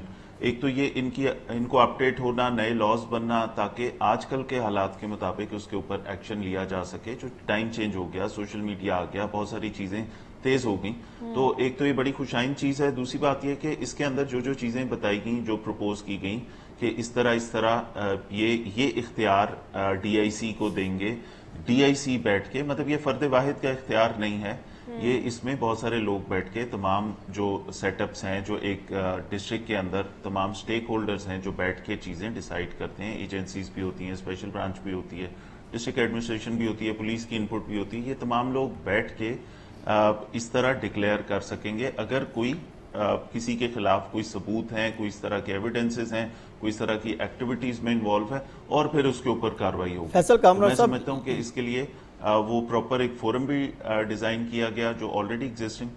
फैसल साहब, ये फरमाइएगा कि आपने बिल्कुल बेहतरीन बताया कि अभी तो मुसव्वदा तैयार है, फिर आगे कानून बनेगा, फिर उस पर इम्प्लीमेंट की तरफ आपके पास लाया जाएगा, मुतलका ज़िम्मेदारान वो फिर एक्शन लेंगे। ये फरमाइएगा कि ये वो कौन से KPIs थे कि जो हुकूमत की तरफ से हमने लामिया देखा और फिर उन्होंने आपको शाबाश भी दी, लाहौर पुलिस ने एक बड़ा पूरी दुनिया के बेहतरीन और महफूज शहरों में लाहौर का शुमार होता है। ये ज़रा फरमाइएगा, आपने कौन से KPIs को फॉलो किया? क्या आपने वो फॉलो करते हुए कोई सिफारिशें आपके पास नहीं आई? कोई SHOs की तैनाती के लिए आप पर कोई प्रेशर नहीं आया? कई इख्तलाफ सियासी, क्योंकि यहाँ पर तो और मामला चलते हैं हमेशा। सर, इस वक्त लाहौर में 84 SHOs हैं, उनमें से एक भी बंदा ऐसा नहीं है जो किसी जगह से को रेफर्ड हो और वहां से उसको रेकमेंड किया गया हो, अदर देन मेरा अपना डिसीजन या जो पुलिस की कमांड है, उसके अलावा कोई इस तरह की चीज नहीं। और ये सबसे पहले ये चीज गवर्नमेंट ने खुद डिसाइड की कि हम किसी भी कोई भी SHO, कोई भी एडमिनिस्ट्रेटिव पोस्ट जिसके ऊपर लोग आपने लोगों की जिंदगी जिनके ऊपर डिपेंड करती है, लोगों की सेफ्टी सिक्योरिटी डिपेंड करती है, वो सिफारिश पे नहीं लगाने। तो सबसे पहली सपोर्ट तो पॉलिटिकल तरफ से ये आ गई। दूसरी बात ये कि जो आप इन्फ्लुएंसेस कहते हैं, बिल्कुल वो एग्जिस्ट करते हैं, हम इस माशरे में रहते हैं, लेकिन वो डिपेंड करता है कि कौन से लोग कितना उसका प्रेशर लेते हैं। ठीक है, अल्हम्दुलिल्लाह लाहौर के अंदर पॉलिटिकल सपोर्ट भी है, गवर्नेंस का सेंटर है, यहाँ पे सारी चीजें हमारे ऊपर चेक्स बहुत सारे हैं, कोर्ट्स के हैं, एजेंसीज हैं, गवर्नमेंट खुद ये सारी चीजें मॉनिटर कर रही है और सबसे पहले लाहौर की न्यूज आपको पता है कि वो हाईलाइट होती है। तो अल्हम्दुलिल्लाह ये विद दिस पॉलिटिकल बैकिंग और सपोर्ट, और ऑब्वियसली गवर्नमेंट को शायद किसी हद तक इसकी एक पॉलिटिकल कॉस्ट भी पे करनी पड़ती हो, जब आप कुछ इख्तियारात जो पहले किसी हद तक MPAs के पास होते थे या पार्लियामेंटेरियंस के पास होते थे, वो ले लें उनसे और आप वो पुलिस को एम्पावर कर दें। लेकिन मैं समझता हूं कि इस तरह की कोई इस वक्त ऐसे इन्फ्लुएंसेस नहीं हैं। वन सेकंड, आपने जो KPIs की बात की, उसमें गवर्नमेंट की सबसे पहली प्रायोरिटी ये थी कि क्राइम कम करना है, नारकोटिक्स पे आपका जो कंट्रोल है, जो एक्शन है, वो तेज होना चाहिए ताकि हम इसको एक सेफ शहर भी डिक्लेयर कर सकें और हर काम में। फिर उसके साथ साथ ये खवातीन और बच्चे, इसको रेड लाइन करार दिया गया। कोई ऐसा केस होता है जिसमें खवातीन इन्वॉल्व हों, जिसमें जो खवातीन से मुताल्लिक हो, कोई सेक्सुअल असॉल्ट है, कोई अदरवाइज कोई ऐसी चीज है, उसके ऊपर गवर्नमेंट ने बहुत ज्यादा सेंसिटिविटी बढ़ा दी। तो उसमें ऑल्दो पहले भी ये नहीं था कि पहले अगर खवातीन के साथ कोई क्राइम होता था तो उसके ऊपर एक्शन नहीं लिया जाता था, लेकिन अब वो स्पीड बहुत फास्ट हो गई। आपने देखा कल परसों एक इंसिडेंट हुआ कि उसमें एक खातून को उसका साबका शौहर अगवा करके लेके गया DHA से, तो उसी टाइम शाम को, सुबह वो इंसिडेंट रिपोर्ट होता है और वो इंस्टेंटली टीम जाती है विहाड़ी से, उसको खातून को रिकवर करती है, उसके बच्चों को रिकवर करती है, उस जो एक्यूज है उसको अरेस्ट करती है। तो ये जो स्पीड तेज हुई है, ये मैं समझता हूँ ये गवर्नमेंट की उन चीजों के ऊपर सेंसिटिविटी बढ़ गई। हम लोगों ने उसके ऊपर ज्यादा स्पीड से काम करना शुरू कर दिया। क्राइम के ऊपर जो काम हुआ वो आपने देखा कि वो आप जो लाहौर के शहरी हैं वो तो फील करते होंगे, लेकिन इंटरनेशनल इंडेक्स ने ये माना 380 शहरों में से कि लाहौर वाकई बहुत सारे वो शहर, न्यूयॉर्क हो गया, लंदन हो गया, बर्लिन हो गया, इनसे भी ज्यादा सेफ है। हालांकि उनका इंप्रेशन हमारे पास यही था कि वो बड़े तरक्की याफ्ता शहरों का नाम लिया जाता है, तो वो शायद इससे ज्यादा सेफ होंगे। न्यूयॉर्क से लाहौर का क्राइम बड़ा कम है, हालांकि न्यूयॉर्क की आबादी लाहौर से एग्जैक्टली आधी है। फैसल साहब, ये बताइएगा कि फ्यूचर में इसके ऊपर बहुत सारा काम किया गया पिछले साल में, मजीद इसके ऊपर काम भी किया जा रहा है। ये बताइएगा कि फ्यूचर में, यानी आज के बाद अगर हम देखें तो आपकी क्या पॉलिसी है ये क्राइम को कम करने के लिए, और SHO का एहतसाब करने के लिए आपकी क्या पॉलिसी है? और फिर ये भी फरमाइएगा कि आइंदा साल बजट में आपने कोई स्पेशल डिमांड की है आपको ऑपरेशनल अखराजात, क्योंकि हम देखते हैं कि कई सवालात उठते हैं कि शायद कोई बजट कम था, तो आइंदा माली साल के बजट में आपने क्या डिमांड्स रखी हैं, आपके क्या टारगेट होंगे? तो जो आइंदा जो बजट आ रहा है एनुअल, जो हमारा पुलिसिंग प्लान है वो ऑब्वियसली पहले तैयार हो जाता है, वो सारी चीजें हमने भिजवाई। मजीद ऑन एंड ऑफ कुछ चीजें, नए इनिशिएटिव्स और वो इस तरह की चीजें जो हमारे जहन में है इस वक्त, वो हमने अपने बहुत सारे रिसोर्सेज को अपग्रेड करना है। हमारी डॉल्फिन फोर्स जो है वो 2016 में बनी थी, उसके बाद से उन बाइक्स की जो एक लिमिट होती है वो 2 लाख किलोमीटर होती है, वो अब वो 4 लाख तक पहुंच गए। अब वो इस काबिल नहीं है कि उनके ऊपर मजीद खर्चा करके उसको अप एंड रनिंग रखा जाए, उसको अपडेट होना है। इसी तरह हमारे और जो व्हीकल्स की रिक्वायरमेंट है, ये तो वो चीजें होंगी जो हमने गवर्नमेंट को बता भी दी और गवर्नमेंट इस मामले में बड़ी फोर्थकमिंग है और मुझे उम्मीद है कि अगले साल जो हमारा फाइनेंशियल ईयर शुरू हो रहा है उसमें ये हमारी सारी चीजें मुकम्मल हो जाएंगी।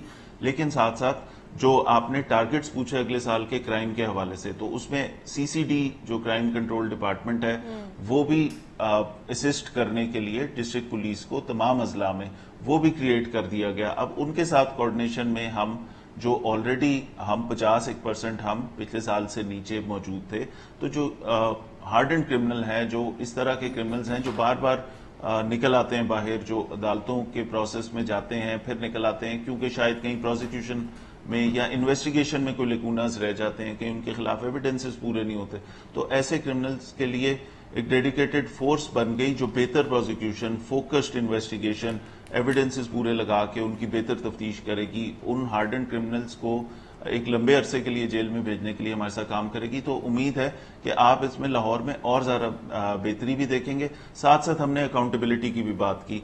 अकाउंटेबिलिटी पिछले साल से बड़ी स्ट्रिक्ट शुरू कर दी। 436 ऑफिशियल्स इस वक्त तक हम महकमे से, इनको सजाएं नहीं दी, हमने डिसमिस किया, महकमे से निकाला है। सिटिंग एसएचओज को जहां करप्शन साबित हुई वहां पे उनको उन्हीं के थानों में अरेस्ट करके उनके ऊपर पर्चे दिए गए, डिसमिस किया गया।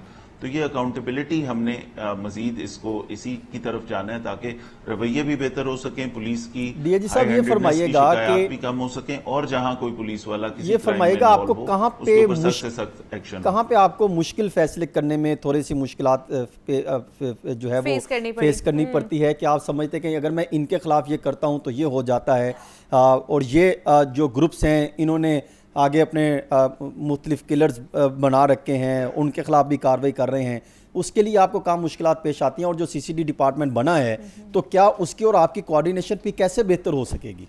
सर, जो मुश्किलात आप कह रहे हैं, पुलिसिंग हमेशा एक चैलेंजिंग जॉब है। ऑब्वियसली इस तरह की बहुत सारी सिचुएशंस आती हैं, बट हमेशा जो है जब आपके साथ एक पॉलिटिकल विल आपके साथ हो, अगर पॉलिटिकल गवर्नमेंट चेंज करना चाहती हो, चीजों को बेहतरी की तरफ लेके जाना चाहती हो, तो फिर चीजें relatively they are easier to handle. तो इस तरह की कोई चीजें इस वक्त हम ये जो पिछले साल के रिजल्ट्स हैं ये बताते हैं कि हमें बहुत सारी चीजों में गवर्नमेंट की सपोर्ट बहुत ज्यादा हासिल रही है, क्योंकि गवर्नमेंट की तरफ से भी डायरेक्शन है ठीक काम करने की, बेहतर काम करने की, चीजों में इंप्रूवमेंट लाने की, लोगों की जिंदगियों में कोई बेहतरी लाने की। उसके साथ साथ हमने वही चीजें ट्रांसलेट करने की कोशिश की। तो ऐसी सिचुएशन में जहां ऐसी चीज आती है, obviously this is part of job, ऐसी चीजों को हम कोशिश करते हैं। ये भी फरमाइएगा कि आइंदा माली साल के लिए लाहौर पुलिस ने जदीद असला और आंसू गैस का डिमांड भी की है, वो क्या क्या है उसका भी जरा थोड़ी रहनुमाई फरमाएं। सर, एंटी राइट जो फोर्स है, जो अब उसके लिए एक राइट मैनेजमेंट पुलिस जो बनाई जा रही है, क्योंकि लॉ एंड ऑर्डर भी चेंज हो गया। जो आपका लॉ एंड ऑर्डर सिचुएशंस बनती थी, एहतजाज होते थे, वो पहले एक और तरह के होते थे। अब आपने देखा है कि वो वायलेंट होते हैं, पुरतशद्दुद होते हैं।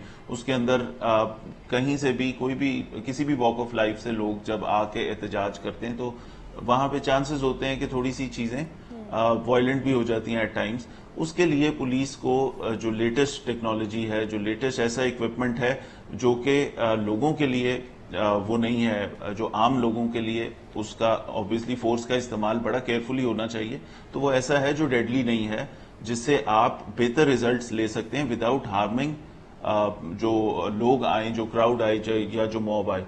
तो वो एक तो उसको अपडेट करना भी जरूरी था। जितने पैसे, जितनी चीजें अभी तक गवर्नमेंट के सामने जो हम डिमांड कोई अपनी वो करते हैं कि ये हमारी रिक्वेस्ट है, ये चीजों के ऊपर हमें फंड्स चाहिए, तो वो उसके अंदर फौरी तौर पे वो मीट भी की जाती है। तो एंटी राइट फोर्स जो है वो बड़ा जरूरी है कि उसको अपडेट कर दिया जाए। लाहौर शहर में, अगर भावलनगर में, अगर बिहाड़ी में, अगर किसी भी जगह में, पंजाब के किसी हिस्से में भी कोई इंसिडेंट होता है या किसी चीज का कोई एहतजाज होता है, तो वो लाहौर आके करते हैं, चाहे वो किसान हो, चाहे क्लर्क्स हो, चाहे डॉक्टर्स हों, चाहे कोई भी इसके अंदर वॉक ऑफ लाइफ से कोई लोग हों। तो इसलिए उसको अपडेट करना जरूरी था। वो सारी चीजें हमने इस नए उसमें मांगी हैं। प्लस हमने बॉडी कैम्स की बात की है कि जो एक बहुत ज्यादा शिकायत आती है, रवैये बेहतर करने की एक शिकायत आती है कि कहीं पे मिस हैंडलिंग हो गई सिचुएशन की पुलिस की तरफ से, तो हमने उसमें बॉडी कैम्स का भी कहा कि हम अपने पुलिस वालों को बॉडी कैम्स के साथ इक्विप कर दें ताकि चीजें रिकॉर्ड हो जाएं, ताकि लास्टली फैसल साहब ये भी एक एडिशनल चेक भी आ जाए, जिससे आपको पब्लिक के लिए जो एक बेहतर चीज हो। ठीक है, लास्टली फैसल साहब ये भी थोड़ा सा बता दें, जो ये गुंडा एक्ट 2025 का मसवदा तैयार किया गया है, इसमें जिस तरह सज़ाएं भी रखी गई हैं, सज़ा और जज़ा का मामला भी है कि 4 से 6 साल आपको जो है सज़ा भी हो सकती है, गिरफ्तारी हो सकती है, जेल काटना पड़ सकती है आपको, फिर आपको 15 लाख तक का जुर्माना भी हो सकता है। इफ़ अ पर्सन के वो जुर्माना भी अदा कर दे, उसने सज़ा भी अपनी काट ली है, उसके बाद दोबारा से वो किसी मामले में इन्वॉल्व होता है, दोबारा से कोई ऐसी हरकत करता है, तो तब फिर क्या कार्रवाई होगी? दोबारा से यही चीज़ें रिपीट होंगी? ये हमारे पीपीसी के अंदर भी ये चीज है कि जो क्रिमिनल रिपीट ऑफेंडर होता है ना, एक चीज, एक जुर्म, एक काम एक दफा करता है, उसके बाद दोबारा वो रिपीट करता है, तो वो चीजें अपग्रेड हो जाती हैं। फिर उसकी सजा नेक्स्ट टाइम अगर सेम जुर्म में वो चालान होता है, दोबारा गुनाहगार होता है, और उसका फैसला होने से पहले जजेस के सामने ये चीज होती है, जिस तरह के ये क्योंकि पहले भी ये काम करता रहा, पहले भी सजा याफ्ता है, फिर इस केस में इन्वॉल्व है और इसके खिलाफ सबूत है, तो वो सजा बढ़ जाती है। फैसला पहले कोई कानून मौजूद नहीं, ये जितना आपने बताया ये एक लॉन्ग टर्म प्रोसेस होता है। साहब इस टाइम कोई कानून मौजूद नहीं है कि गुंडाओं को मुकम्मल आजादी हो, तोहफे राज पिलाने वालों को मुकम्मल आजादी हो। पहले कोई कानून हमारे पास मौजूद नहीं कि हुकूमत एक नया कानून लेकर आए कि गुंडाओं को हमने कैसे कंट्रोल करना है, बदमाशों को। ये रहनुमाई फरमाए ना सर। मैंने सबसे पहले ये बात बताई, जो हमारा 1950s और 60s के जो ऑर्डिनेंसेस या कवानीन चल रहे हैं, दे नीड अपडेशन। बिल्कुल कानून मौजूद था, लेकिन आजकल के हालात जो ऑब्जेक्टिव ठीक है, कवानीन मौजूद थे, लेकिन आजकल की सिचुएशन को देखकर थोड़ी सी अपडेट इसके अंदर किया गया है, चेंजेस की गई है। Thank you so much. DIG operations Faisal Kamran साहब हमारे साथ मौजूद थे और हसन रजा ने भी ज्वाइन किया था। हसन, आपका भी बहुत शुक्रिया। मुझे इजाजत दीजिए, अपना ख्याल रखिएगा। अल्लाह हाफिज।